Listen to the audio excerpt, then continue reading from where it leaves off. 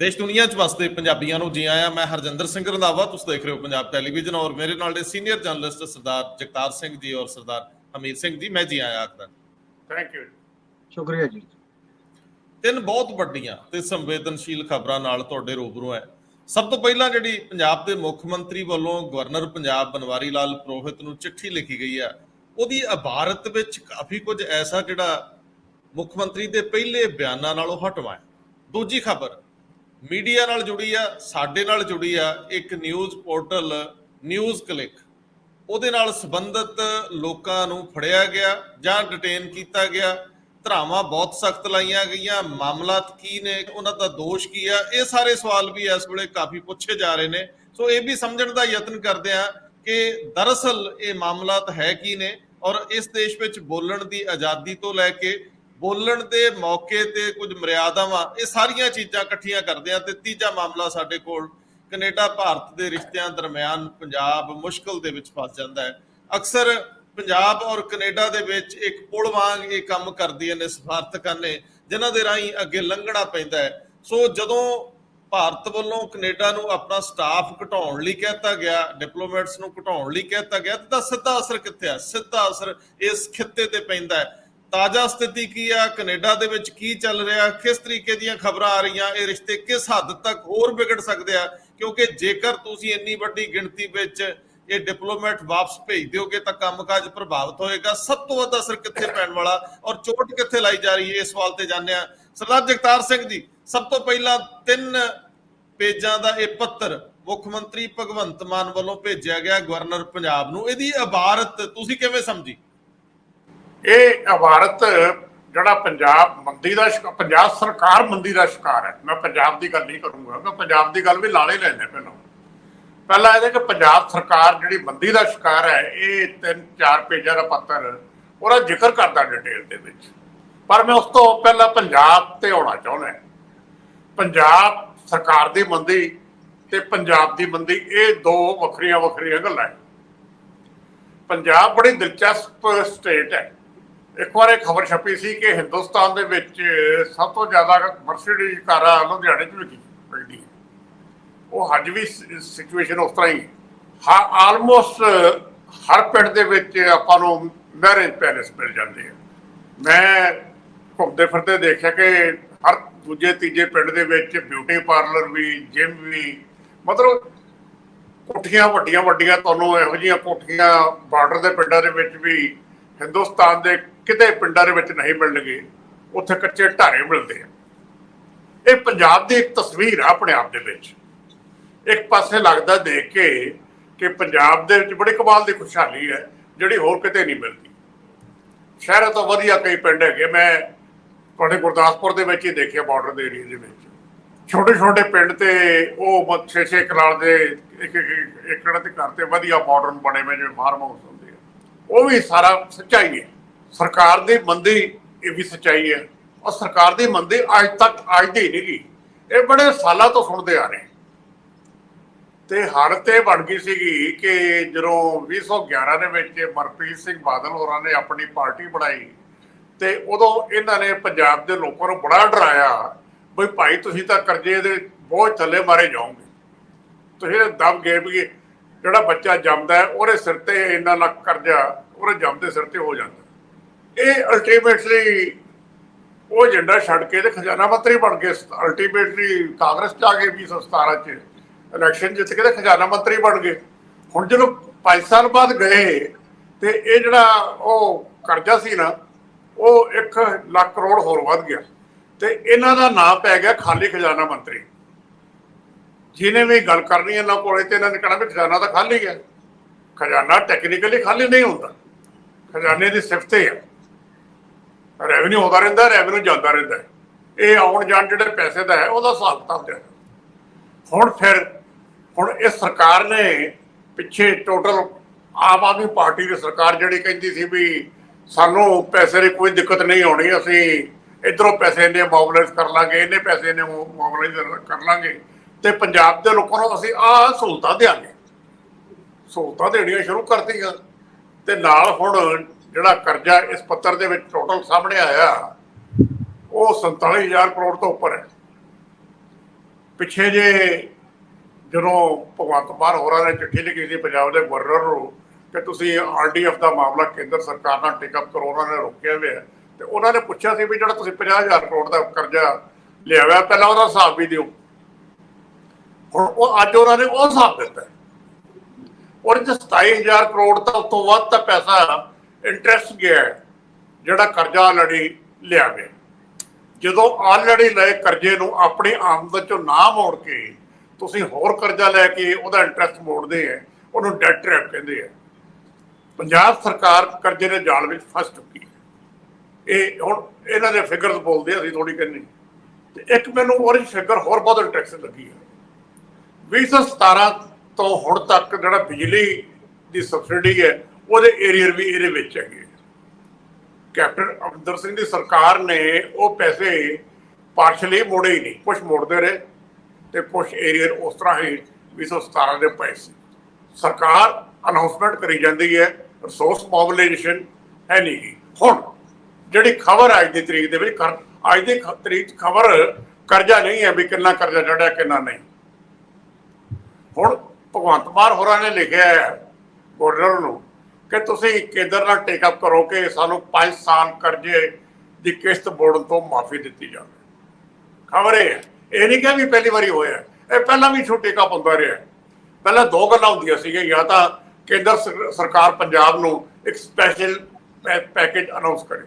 Please ਇਹ ਲਈ ਜਾਂਦੀ ਹੈ ਕਿ ਮਿਲੀਟੈਂਸੀ ਵੇਲੇ ਸਾਡੇ ਤੇ ਕਰਜ਼ਾ ਚੜ ਗਿਆ। ਜਿਹੜਾ ਮਿਲੀਟੈਂਸੀ ਵੇਲੇ ਸਪੈਸ਼ਲ ਟਰਮ ਲੋਨ ਆਇਆ ਸੀ ਉਹ ਤਾਂ ਕੇਂਦਰ ਨੇ ਸਾਰਾ ਮਾਫ ਕਰਤਾ ਸੀ। ਪਹਿਲੀਆਂ 3 ਕਿ 4 ਕਿਸ਼ਤਾਂ ਮੋੜਦੀਆਂ ਪਈਆਂ ਸੀਗੀਆਂ, ਬਾਕੀ ਸਾਰਾ ਮਾਫ ਹੋ ਗਿਆ ਸੀ ਕਰਜ਼ਾ, ਉਹ ਮਾਫ ਹੋ ਗਿਆ ਸੀ। ਉਹਨੂੰ ਪਲੀ ਬਣਾ ਕੇ ਇਹ ਸਰਕਾਰਾਂ ਇਹ ਗੱਲ ਕਰੀ ਗਈਆਂ। ਰਿਕਾਰਡ ਕੁਝ ਹੋਰ ਕਹਿ ਰਿਹਾ ਸੀਗਾ। 1997 ਤੋਂ ਬਾਅਦ ਪੰਜਾਬ ਵਿੱਚ ਕੋਈ ਰਿਸੋਰਸ ਮੋਬਿਲਾਈਜੇਸ਼ਨ ਨਹੀਂ ਹੋਈ, ਉਲਟਾ ਇਹ ਫ੍ਰੀ ਵਾਲਾ ਕੰਮ ਚੱਲ ਪਿਆ ਵੀ ਆ ਵੀ ਫ੍ਰੀ ਦੇਣਾ, ਆ ਵੀ ਫ੍ਰੀ ਦੇਣਾ, ਆ ਵੀ ਫ੍ਰੀ ਦੇਣਾ। ਜੇ ਰਿਸੋਰਸ ਮੋਬਿਲਾਈਜੇਸ਼ਨ ਨਾ ਹੋਵੇ ਤੇ ਤੁਸੀਂ ਫ੍ਰੀ ਚੀਜ਼ਾਂ ਦੇਣੀਆਂ ਹੁਣ ਤੇ ਕਿੱਥੇ ਦਿਓਗੇ? ਜ਼ਮੀਨ ਗਹਿਣੇ ਰੱਖ ਕੇ ਦਿਓਗੇ ਨਾ। ਹੌਲੀ ਹੌਲੀ ਇਹ ਸਮਝ ਲਓ ਜ਼ਮੀਨ ਗਹਿਣੇ ਰੱਖੀਏ। ਕਰਜ਼ਾ ਲੈਣ ਦਾ ਮਤਲਬ ਇਹ ਹੁੰਦਾ ਕਰਜ਼ਾ ਲੈ ਲੈ ਕੇ ਇਹ ਸਰਕਾਰ ਵੀ। ਹੁਣ ਇਹਨਾਂ ਨੇ 5 ਸਾਲ ਦੀ ਮਾਫੀ ਮੰਗੀ ਹੈ। ਅੱਜ ਦੀ ਸਿਚੁਏਸ਼ਨ ਇਹ ਹੈ ਜੀ। ਸਰਦਾਰ ਹਰਮੀਤ ਸਿੰਘ ਜੀ, ਕਰਜ਼ੇ ਦਾ ਜਾਲ ਇਹ ਪੁਰਾਣਾ ਨਵਾਂ ਨਹੀਂ, ਪਰ ਜਦੋਂ ਇਹ ਗਵਰਨਮੈਂਟ ਆਉਂਦੀ ਆ ਉਹ ਇਸੇ ਕਰਕੇ ਆਉਂਦੀ ਆ ਕਿ ਪੁਰਾਣਿਆਂ ਨੇ ਜੋ ਕੀਤਾ ਉਹ ਠੀਕ ਨਹੀਂ ਕੀਤਾ। ਲੇਕਿਨ ਇਹ ਤਾਂ ਉਸ ਚੀਜ਼ ਨੂੰ ਇੱਕ ਵਾਰੀ ਮੁੜ ਕੇ ਦੇਖਣ ਦੀ ਬਜਾਏ ਸਰਕਾਰ 'ਚ ਆਉਂਦਿਆਂ ਸਭ ਤੋਂ ਪਹਿਲਾ ਕੰਮ ਜੇ ਦੇਖਿਆ ਜਾਵੇ ਤਾਂ ਇਹਨਾਂ ਲਈ ਇਹੀ ਕਰਨਾ ਬਣਦਾ ਸੀ ਕਿ ਪਿਛਲਿਆਂ ਦੀਆਂ ਗਲਤੀਆਂ ਕੀ ਨੇ, ਅਸੀਂ ਉਹ ਨਹੀਂ ਕਰਨੀਆਂ, ਅਸੀਂ ਨਵੀਂ ਦਿਸ਼ਾ 'ਚ ਜਾਣਾ। ਸੋ ਸਵਾਲ ਇਸ ਗੱਲ ਦਾ ਹੈ ਕਿ ਤੁਸੀਂ ਇਸ ਗੱਲ ਨੂੰ ਪਹਿਲੀ ਵਾਰੀ ਮੰਨ ਰਹੇ ਹੋ ਕਿ ਅਸੀਂ ਕਰਜ਼ ਦੇ ਜਾਲ ਵਿੱਚ ਆ, ਸਾਨੂੰ ਵਿਆਜ ਤਾਰਨ ਲਈ ਵੀ ਕਰਜ਼ਾ ਲੈਣਾ ਪੈ ਰਿਹਾ ਪੁਰਾਣੇ ਕਰਜ਼ੇ ਦਾ। ਹੁਣ ਮੈਂ ਤੁਹਾਡੇ ਤੋਂ ਜੇ ਇਹਨੂੰ ਸਮਝਾਂ ਕਿ ਅੱਜ ਦੇ ਦਿਨ 'ਚ ਮੁੱਖ ਮੰਤਰੀ ਜੇ ਇਹ ਕਹਿ ਰਹੇ ਨੇ ਕਿ 50,000 ਕਰੋੜ ਨਹੀਂ 47,000 ਕਰੋੜ ਹੈ, ਇੱਕ ਪ੍ਰਾਪਤੀ ਨਹੀਂ। ਗਵਰਨਰ ਨੇ 50 ਕਿਹਾ ਸੀ, ਤੁਸੀਂ 3,000 ਕਰੋੜ ਘੱਟ ਕਹਿ ਰਹੇ ਹੋ। ਔਰ ਜੇਕਰ ਇਸੇ ਕਰਜ਼ੇ ਦੇ ਜਾਲ ਨੇ 31 ਮਾਰਚ 2024 ਤੱਕ ਹੋਰ ਕਾਫੀ ਵੱਡਾ ਹੋ ਜਾਣਾ ਤਾਂ ਫਿਰ ਇਸ ਗਵਰਨਮੈਂਟ ਦਾ ਆਉਣ ਦਾ ਫਾਇਦਾ ਕੀ ਹੈ? ਮੈਂ ਇਹਨੂੰ ਕਿਵੇਂ ਸਮਝਾਂ? ਇਹਦੇ ਚ ਦੋ ਗੱਲਾਂ ਤਾਂ ਹੈਗੀਆਂ ਨੇ ਅਪਰੋਚ ਲੈਵਲ ਦੀਆਂ, ਦ੍ਰਿਸ਼ਟੀਕੋਣ ਦੀਆਂ, ਜਿਹਦੇ ਚ ਪੰਜਾਬ ਸਰਕਾਰ ਨੇ ਟਰਨ ਕੀਤਾ, ਮਤਲਬ ਆਪਣੇ ਪੁਰਾਣੇ ਜਿਹੜੀ ਧਾਰਾ ਸੀ ਜਾਂ ਜਿਹੜਾ ਲੌਜਿਕ ਸੀ ਉਹ ਤੋਂ ਪਿੱਛੇ ਹਟੀਏ। ਦੂਜੀ ਗੱਲ ਹੈਗੀ ਹੈ ਕਿ ਫੈਕਚੁਅਲ ਪੋਜੀਸ਼ਨ ਕੀ ਹੈ ਕਰਜ਼ੇ ਦੀ। ਭਗਵੰਤ ਮਾਨ ਸਾਹਿਬ ਵੀ ਕਹਿੰਦੇ ਨੇ, ਪਹਿਲਾਂ ਚੀਮਾ ਉਹਨਾਂ ਨੇ ਵੀ ਕਿਹਾ ਸੀ ਅਸੀਂ 50,000 ਕਰੋੜ ਨਹੀਂ 47,107 ਕਰੋੜ ਹੈ। ਇਹ ਉਹ ਦਿੰਦੇ ਨੇ 31 ਅਗਸਤ ਤੱਕ ਦਾ। 1 ਮਹੀਨਾ ਭਾਈ ਸਾਹਿਬ ਹੋਰ ਗੁਜ਼ਰ ਚੁੱਕਿਆ, ਤੁਹਾਡੇ ਕੋਲ ਤਾਂ 30 ਸਤੰਬਰ ਤੱਕ ਦਾ ਤਾਂ ਚਾਹੀਦਾ ਸੀ ਡਾਟਾ। ਜੇ ਆਨ ਐਨ ਐਵਰੇਜ ਤੁਸੀਂ ਦੇਖਦੇ ਹੋ 14,660 ਕਰੋੜ ਰੁਪਇਆ ਹੋਇਆ 6 ਮਹੀਨਿਆਂ ਦਾ। ਐਵਰੇਜ 2,2100-2200 ਕਰੋੜ ਰੁਪਇਆ ਹੋਰ ਹੁੰਦਾ। 2200 ਕਰੋੜ ਹੋਰ ਜੋੜ ਦੋ 47,107 ਚ, 50,000 ਹੁਣ ਚ ਕੀ ਗੋਡੇ ਰਹਿ ਗਏ ਨੇ।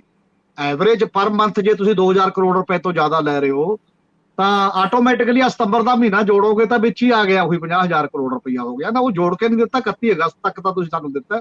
31 ਅਗਸਤ ਦਾ ਮਤਲਬ 5 ਮਹੀਨੇ, ਔਰ 14,000 ਕਰੋੜ ਨੂੰ 5 ਮਹੀਨਿਆਂ ਤੇ ਦੇਖੋ ਕਰਕੇ ਤੇ ਉਦੋਂ ਜ਼ਿਆਦਾ 15 ਬਲਕਿ 3,000 ਕਰੋੜ ਮਹੀਨੇ ਦੇ ਨੇੜੇ ਤੇੜੇ ਜਾਂਦਾ ਜਿਹੜਾ ਤੁਸੀਂ ਇਸ ਸਾਲ ਦਾ ਸਾਨੂੰ ਦੱਸਿਆ 47,000 ਕਰੋੜ ਦੇ ਵਿੱਚ ਜੋੜ ਕੇ। ਇਸ ਲਈ ਉਹ ਤਾਂ ਹੈਗੀਆਂ ਨੇ ਟੈਕਨੀਕਲ ਉਹੀ ਗੱਲਾਂ ਵੀ ਆਪਣੀ ਦਲੀਲ, ਜਿਵੇਂ ਉਹ ਬਾਟਾ ਵਾਲਾ ਲਿਖ ਦਿੰਦੇ ਨੇ 999 ਰੁਪਏ ਦੀ ਚੀਜ਼ 1,000 ਦੇ ਨਹੀਂ ਲਿਖਦੇ ਵੀ ਲੋਕਾਂ ਨੂੰ ਐ ਜੇ ਲੱਗੇ ਵੀ ਉਦੋਂ ਤਾਂ ਰੁਪਈਆ ਤਾਂ ਘੱਟ ਹੈ, ਨਾ ਰੁਪਈਆ ਮੋੜਨਾ ਹੁੰਦਾ ਨਾ ਦੇਣਾ ਹੁੰਦਾ। ਇਹ ਤਾਂ ਹੈਗੀ ਆ ਮਾਰਕੀਟ ਸਟ੍ਰੈਟਜੀ। ਲੋਕਾਂ ਨੂੰ ਇਕਨੋਮੀ ਦੇ ਪੱਧਰ ਤੇ ਮਾਰਕੀਟ ਸਟ੍ਰੈਟਜੀ ਨਹੀਂ ਚਾਹੀਦੀ ਉਹਨਾਂ ਨੂੰ ਰਿਐਲਿਟੀ ਚਾਹੀਦੀ ਹੈ, ਠੀਕ ਗੱਲ ਤੇ ਆਪਾਂ ਕਿਸ ਪਾਸੇ ਜਾ ਰਹੇ ਹਾਂ, ਕਿਸ ਪਾਸੇ ਨਹੀਂ ਜਾ ਰਹੇ। ਹੁਣ ਦੋ ਗੱਲਾਂ ਆਪਾਂ ਦੇਖਦੇ ਹਾਂ ਵੀ ਸਭ ਤੋਂ ਪਹਿਲਾਂ ਤਾਂ ਕੀ ਅੱਗੇ ਨੂੰ ਪੰਜਾਬ ਦੀ ਸਰਕਾਰ ਹੁਣ ਪ੍ਰਧਾਨ ਮੰਤਰੀ ਨੂੰ ਜਾਂ ਗਵਰਨਮੈਂਟ ਆਫ ਇੰਡੀਆ ਨਾਲ ਜਿਹੜਾ ਵੀ ਇਸ਼ੂ ਟੇਕ ਅਪ ਕਰੇਗੀ ਉਹ ਥਰੂ ਗਵਰਨਰ ਕਰਿਆ ਕਰੇਗੀ।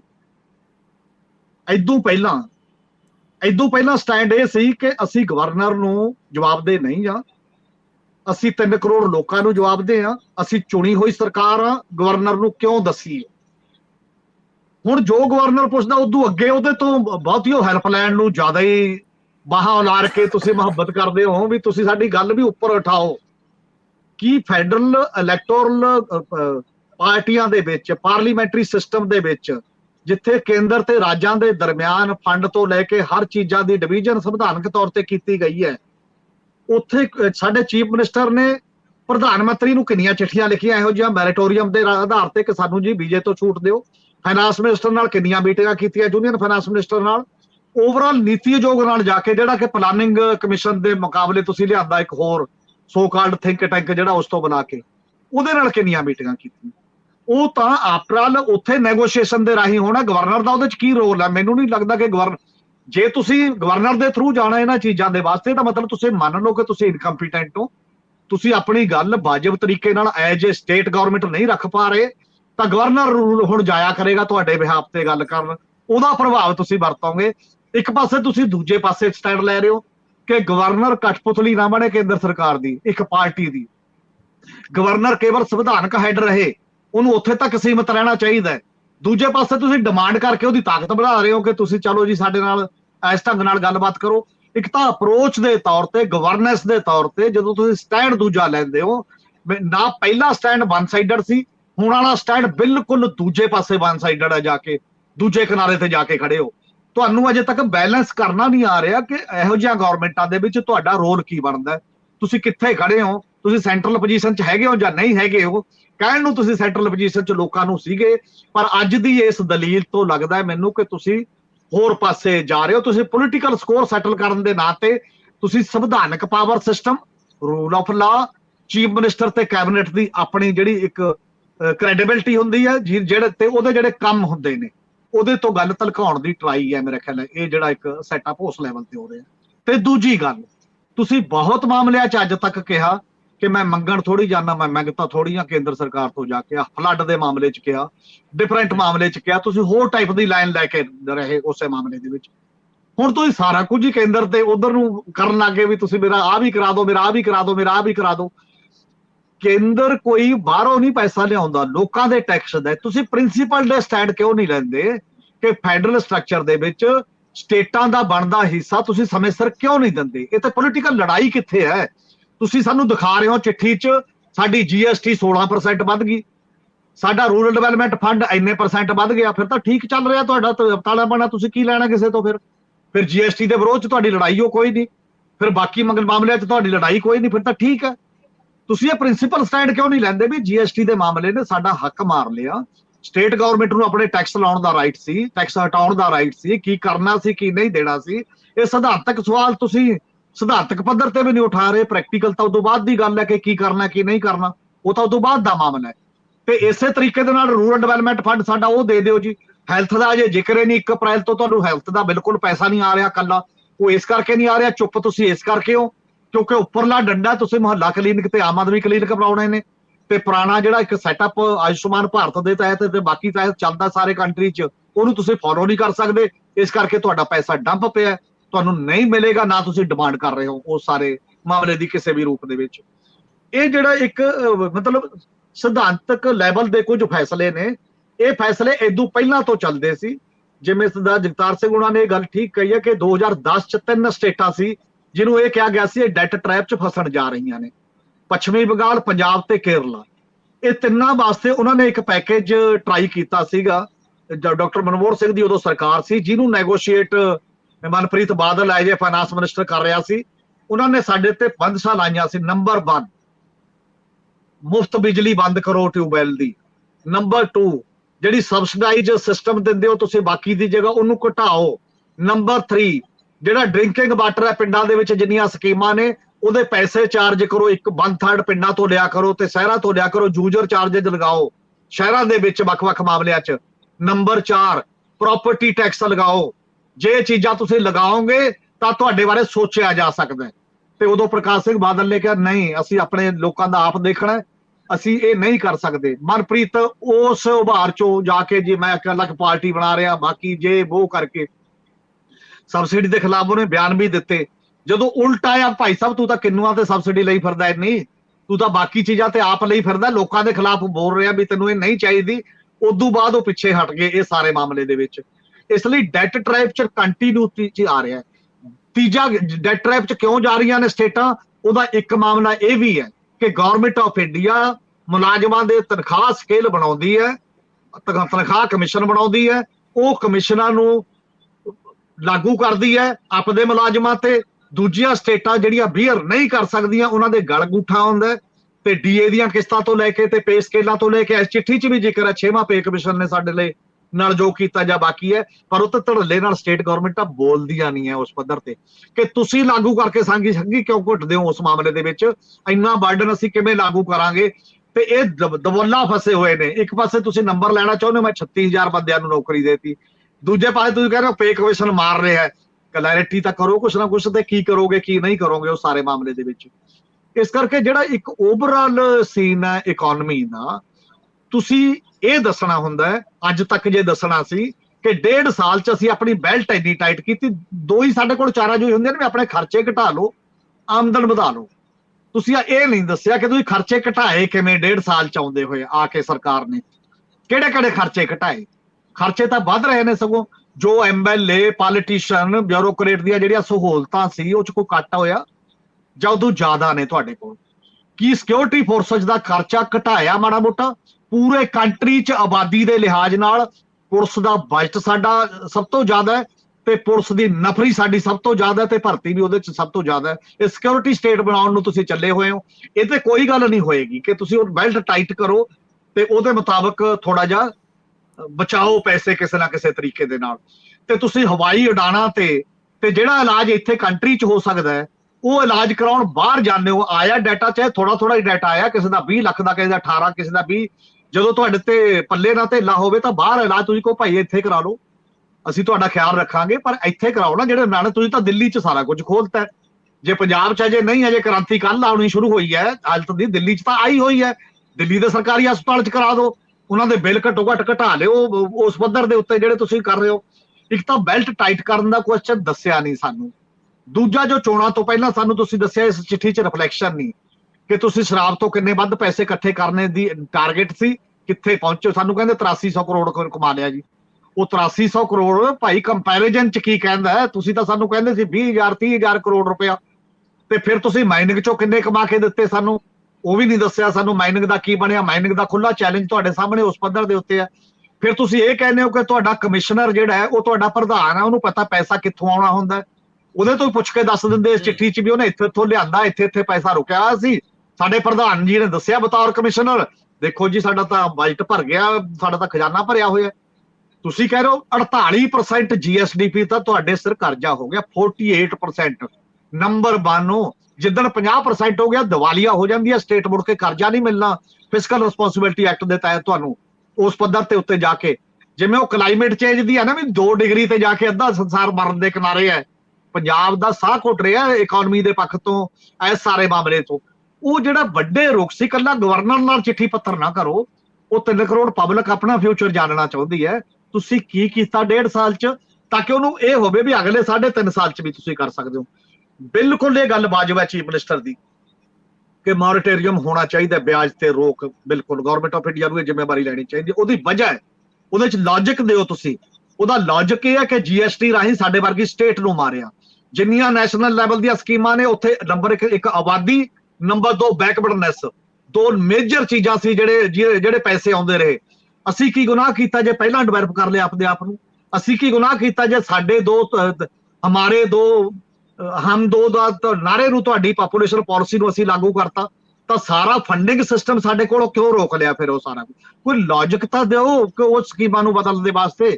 ਬਿਨਾਂ ਦਲੀਲ ਦੇ ਤੁਸੀਂ ਕਹੋਗੇ ਮੋਰੇਟੋਰੀਅਮ ਕਰੋ ਵੀ ਇਸ ਲਈ ਮੋਰੇਟੋਰੀਅਮ ਚਾਹੁੰਦੇ ਹਾਂ ਅਸੀਂ, ਉਹਦੇ ਪਿੱਛੇ ਇਹ ਹੈ ਕਿ government of India the scheme ਤੰਤਰ ਜਿਹੜਾ ਹੈ, ਜਿਹੜੀ ਉਹਦੀ ਬੁਨਿਆਦ ਹੈ, ਜਿਹੜੀ ਖੇਤਰਪਾਲ ਨੂੰ, ਜਿਹੜੀ ਆਬਾਦੀ ਨੂੰ ਤੇ ਜਿਹੜੀ ਬੈਕਵਰਡਨੈਸ ਨੂੰ ਬੇਸਿਕ ਆਧਾਰ ਬਣਾਉਂਦੀ ਹੈ, ਜਿਹੜੀ ਡਿਵੈਲਪਡ ਸੂਬਿਆਂ ਦੇ ਰਾਹ 'ਚ ਰੋੜਾ ਬਣਦੀ ਹੈ ਤੇ ਜਿਹੜੀ ਘੱਟ ਆਬਾਦੀ ਦੇ ਰਾਹ 'ਚ ਰੋੜਾ ਬਣਦੀ ਹੈ, ਉਹਦੇ ਕਰਕੇ ਅਸੀਂ ਪਿੱਛੇ ਜਾ ਰਹੇ ਹਾਂ। ਤੇ ਸਾਨੂੰ ਨਹੀਂ ਚਾਹੀਦਾ ਇਹ ਗੱਲ, ਤੇ ਇਹਨੂੰ ਮੋਲਡ ਕਰੋ ਤੇ ਮੋਲਡ ਕਰਕੇ ਸਾਡੇ ਨਾਲ ਜੋ ਧੱਕਾ ਹੋਇਆ ਉਹਨੂੰ ਰਿਡਿਊਸ ਕਰੋ। ਇਸ ਕਰਕੇ ਅਸੀਂ ਮੋਰੇਟੋਰੀਅਮ ਚਾਹੁੰਦੇ ਹਾਂ, ਪਰ ਉਹ ਦਲੀਲ ਕਿਤੇ ਨਹੀਂ ਦਿਖਾਈ ਦਿੱਤੀ, ਮੈਨੂੰ ਇਹ ਸਮਝ ਹੀ ਨਹੀਂ ਆਈ। ਇਸ ਕਰਕੇ ਇਹ ਹੈ ਵੀ ਇਹ ਚਿੱਠੀ ਠੀਕ ਹੈ। ਹੁਣ ਇੱਕ ਗੱਲ ਹੋ ਗਈ, ਜਿਹੜੇ ਸਾਡੇ ਚੀਫ ਮਿਨਿਸਟਰ ਕਹਿੰਦੇ ਸੀ ਗਵਰਨਰ ਕੌਣ ਹੈ, ਗਵਰਨਰ ਦੀ ਲੱਤ ਉੱਪਰ ਹੈ ਤੇ ਚੀਫ ਮਿਨਿਸਟਰ ਪਿੱਛੇ ਹਟ ਕੇ ਦਿਖਾਈ ਦੇ ਰਹੇ ਨੇ ਟੋਟਲੀ। ਔਰ ਇਹ ਪਿੱਛੇ ਹਟਣ ਦੀ ਗੱਲ ਨਹੀਂ, ਜਾਂ ਤਾਂ ਉਹਨਾਂ ਨਾਲ ਬੈਠ ਕੇ ਚਾਹ ਦਾ ਕੱਪ ਵੀ ਪੀਓ, ਐਮੀਕੇਬਲੀ ਹੋਰ ਰਿਸ਼ਤੇ ਸੁਧਾਰ ਲਓ, ਦੋਸਤਾਨਾ ਤਰੀਕੇ ਨਾਲ ਅੱਗੇ ਵਧੋ, ਪਰ ਹਰ ਗੱਲ 'ਚ ਗਵਰਨਰ ਨੂੰ ਬੌਸ ਨਾ ਬਣਾਓ। ਆਪਣੀ ਤਾਕਤ ਵੀ ਆਪਣੇ ਕੋਲ ਕਰੋ ਤੇ ਸਰੈਂਡਰ ਵੀ ਨਾ ਕਰ ਦਿਓ ਹਰ ਚਿੱਠੀ ਲਿਖ ਲਿਖ ਕੇ। 167 ਦੇ ਤਹਿਤ ਜੋ ਦੇਣੀ ਹੈ ਇਨਫੋਰਮੇਸ਼ਨ ਉਹ ਦਿਓ। ਹੁਣ ਹਰ ਇੱਕ ਹੀ ਦੇਣ ਲੱਗ ਗਏ, ਤੁਸੀਂ ਜਾ ਕੇ ਜਿਹੜੀ ਨਹੀਂ ਵੀ ਦੇਣੀ ਉਹ ਵੀ ਦੇ ਦਿਓਗੇ। ਘੱਟੋ ਘੱਟ ਕੋਈ ਬੈਲੈਂਸ ਰੱਖੋ, ਸੰਤੁਲਨ ਰੱਖੋ ਆਪਣੀ ਅਪਰੋਚ। ਤੁਸੀਂ ਠੀਕ ਕਹਿ ਰਹੇ ਹੋ। ਕੱਲ ਗਵਰਨਰ ਸਾਹਿਬ ਨੇ ਬਾਰਡਰ ਏਰੀਆ ਦੇ ਵਿੱਚ ਜਾਣਾ ਹੈ ਤੇ ਉਹ ਅੱਗੇ ਨਾਲੋਂ ਥੋੜੇ ਜਿਹੇ ਖੁੱਲੇ ਹੋ ਕੇ ਜਾਣਗੇ, ਕਿਉਂਕਿ ਹੁਣ ਬੌਸ ਨੇ, ਮੁੱਖ ਮੰਤਰੀ ਉਹਨਾਂ ਤੋਂ ਮਦਦ ਮੰਗ ਰਹੇ ਆ, ਤਰਲਾ ਮਾਰ ਰਹੇ ਆ ਵੀ ਤੁਸੀਂ ਸਾਡਾ ਕੇਸ ਰੱਖੋ। 3 ਕਰੋੜ ਪੰਜਾਬੀਆਂ ਦੇ ਨੁਮਾਇੰਦੇ ਨੂੰ ਦਿੱਲੀ ਦੇ ਵਿੱਚ ਜਾ ਕੇ ਜਾਮ ਕਰ ਦੇਣਾ ਚਾਹੀਦਾ ਸੀ। ਪ੍ਰਧਾਨ ਮੰਤਰੀ ਦੇ ਘਰ ਦੇ ਬਾਹਰਲਾ ਟ੍ਰੈਫਿਕ ਉਹਨਾਂ ਨੂੰ ਜਾ ਕੇ ਆਪਣੀ ਗੱਲ ਰੱਖਣੀ ਚਾਹੀਦੀ ਸੀ। ਘੱਟੋ ਘੱਟ ਜੇ ਨਾ ਵੀ ਸੁਣਦੇ ਤਾਂ ਬਾਹਰ ਮੀਡੀਆ ਆ ਕੇ ਸੁਣ ਲੈਂਦਾ ਵੀ ਪੰਜਾਬ ਮਰਿਆ ਜਾ ਰਿਹਾ। ਪਰ ਇਹ ਵੀ ਨਾਲ ਧਿਆਨ ਰੱਖਣ ਦੀ ਲੋੜ ਸੀ ਨਾ ਕਿ ਜੇਕਰ ਤੁਸੀਂ ਕੋਈ 5 ਜਾਂ 7 ਜਾਂ 10 ਕਰੋੜ ਰੁਪਇਆ ਲਾ ਕੇ ਕੋਈ ਪ੍ਰੋਜੈਕਟ ਲਿਆਂਦਾ ਹੈ ਤੇ ਉੱਤੇ 20 ਕਰੋੜ ਰੁਪਇਆ ਨੂੰ ਦਿਖਾਉਣ ਲਈ ਨਾ ਲਾਓ। ਫਿਰ ਜਿੱਥੇ ਜਿੱਥੇ ਲੋੜ ਆ ਉੱਥੇ ਉੱਥੇ ਥੋੜਾ ਜਿਹਾ ਸੰਜੀਦਗੀ ਵੀ ਵਰਤੋ। ਸਰਦਾਰ ਜਗਤਾਰ ਸਿੰਘ ਜੀ, ਇਸ ਮਾਮਲੇ ਨੂੰ ਜੇ ਅਸੀਂ ਇੱਥੇ ਰੋਕ ਲਈਏ ਫਾਰ ਦਾ ਟਾਈਮ ਬੀਇੰਗ, ਮੈਂ ਇੱਕ ਕੰਡੀਸ਼ਨ ਇਸੇ ਹੋਰ ਕਰ ਦਿੰਦਾ ਜੀ। ਪਹਿਲੀ ਗੱਲ ਤਾਂ ਜਿਹੜੀ ਗੱਲ ਹਮੀਰ ਜੀ ਕਹਿ ਰਹੇ ਆ ਨਾ, ਇਹ ਤਾਮਿਲਨਾਡੂ ਵਾਲੇ ਇਹ ਆਰਗੂਮੈਂਟਸ, ਇਹ ਲੌਜਿਕ ਬਿਲਡ ਕਰਦੇ ਆ ਕਿ ਅਸੀਂ ਜੇ ਪ੍ਰੋਗਰੈਸ ਕੀਤੀ ਹੈ ਤਾਂ ਸਾਡਾ ਕੀ ਗੁਨਾਹ ਹੈ ਇਹਦੇ 'ਚ, ਸਾਨੂੰ ਪ੍ਰੋਪੋਰਸ਼ਨੇਟਲੀ ਸਾਡੇ ਵੇਲੇ ਕਿਸੇ ਨੂੰ ਵਧਾਓ। ਸਾਡੀ ਟ੍ਰੈਜਡੀ ਕੀ ਹੈ ਪੰਜਾਬ ਦੀ? ਸੋਕਾ ਪੈਂਦਾ ਹੈ। ਜਿਹੜਾ ਕ੍ਰਾਈਟੇਰੀਆ ਸੈਂਟਰਲ ਗੌਰਮੈਂਟ ਰੱਖਦੀ ਸੀਗੀ ਬਈ ਇਹ ਸੋਕਾ ਪਿਆ ਤੇ ਇੰਨਾ ਖਰਚਾ ਦੇਣਾ ਹੈ, ਸੋਕੇ ਦਾ ਫਸਲ ਮਾਰੇਗੀ, ਸਾਡੇ ਫਸਲ ਭਰਦੇ ਨਹੀਂ ਸੀ ਕਿ ਸਾਡਾ ਕਾਸਟ ਆਫ ਇਨਪੁਟ ਵੱਧ ਜਾਂਦੀ ਸੀ। ਅਸੀਂ ਕਈ ਸਾਲ ਇਹ ਨਹੀਂ ਦੱਸ ਸਕੇ ਵੀ ਜਿਹੜੀ ਸਾਡਾ ਸੋਕਾ ਹੈ ਸਾਡੇ ਉਹਦੀ ਡੈਫੀਨੇਸ਼ਨ ਕੀ ਹੈ। ਅਸੀਂ ਇਹ ਨਹੀਂ ਦੱਸ ਸਕੇ ਕਿ ਪਾਣੀ ਦਾ ਸਾਡੇ ਰੌਲਾ ਕੀ ਹੈ। ਸਾਡਾ ਤਾਂ ਸਿੰਚਾਈ ਸਿਰਫ 30% ਅਸੀਂ ਆਪਣੇ ਦਰਿਆਈ ਪਾਣੀ ਨਾਲ ਕਰਦੇ ਹਾਂ, ਬਾਕੀ ਪਾਣੀ ਤਾਂ ਹਰਿਆਣਾ ਤੇ ਰਾਜਸਥਾਨ ਨੂੰ ਜਾਂਦਾ।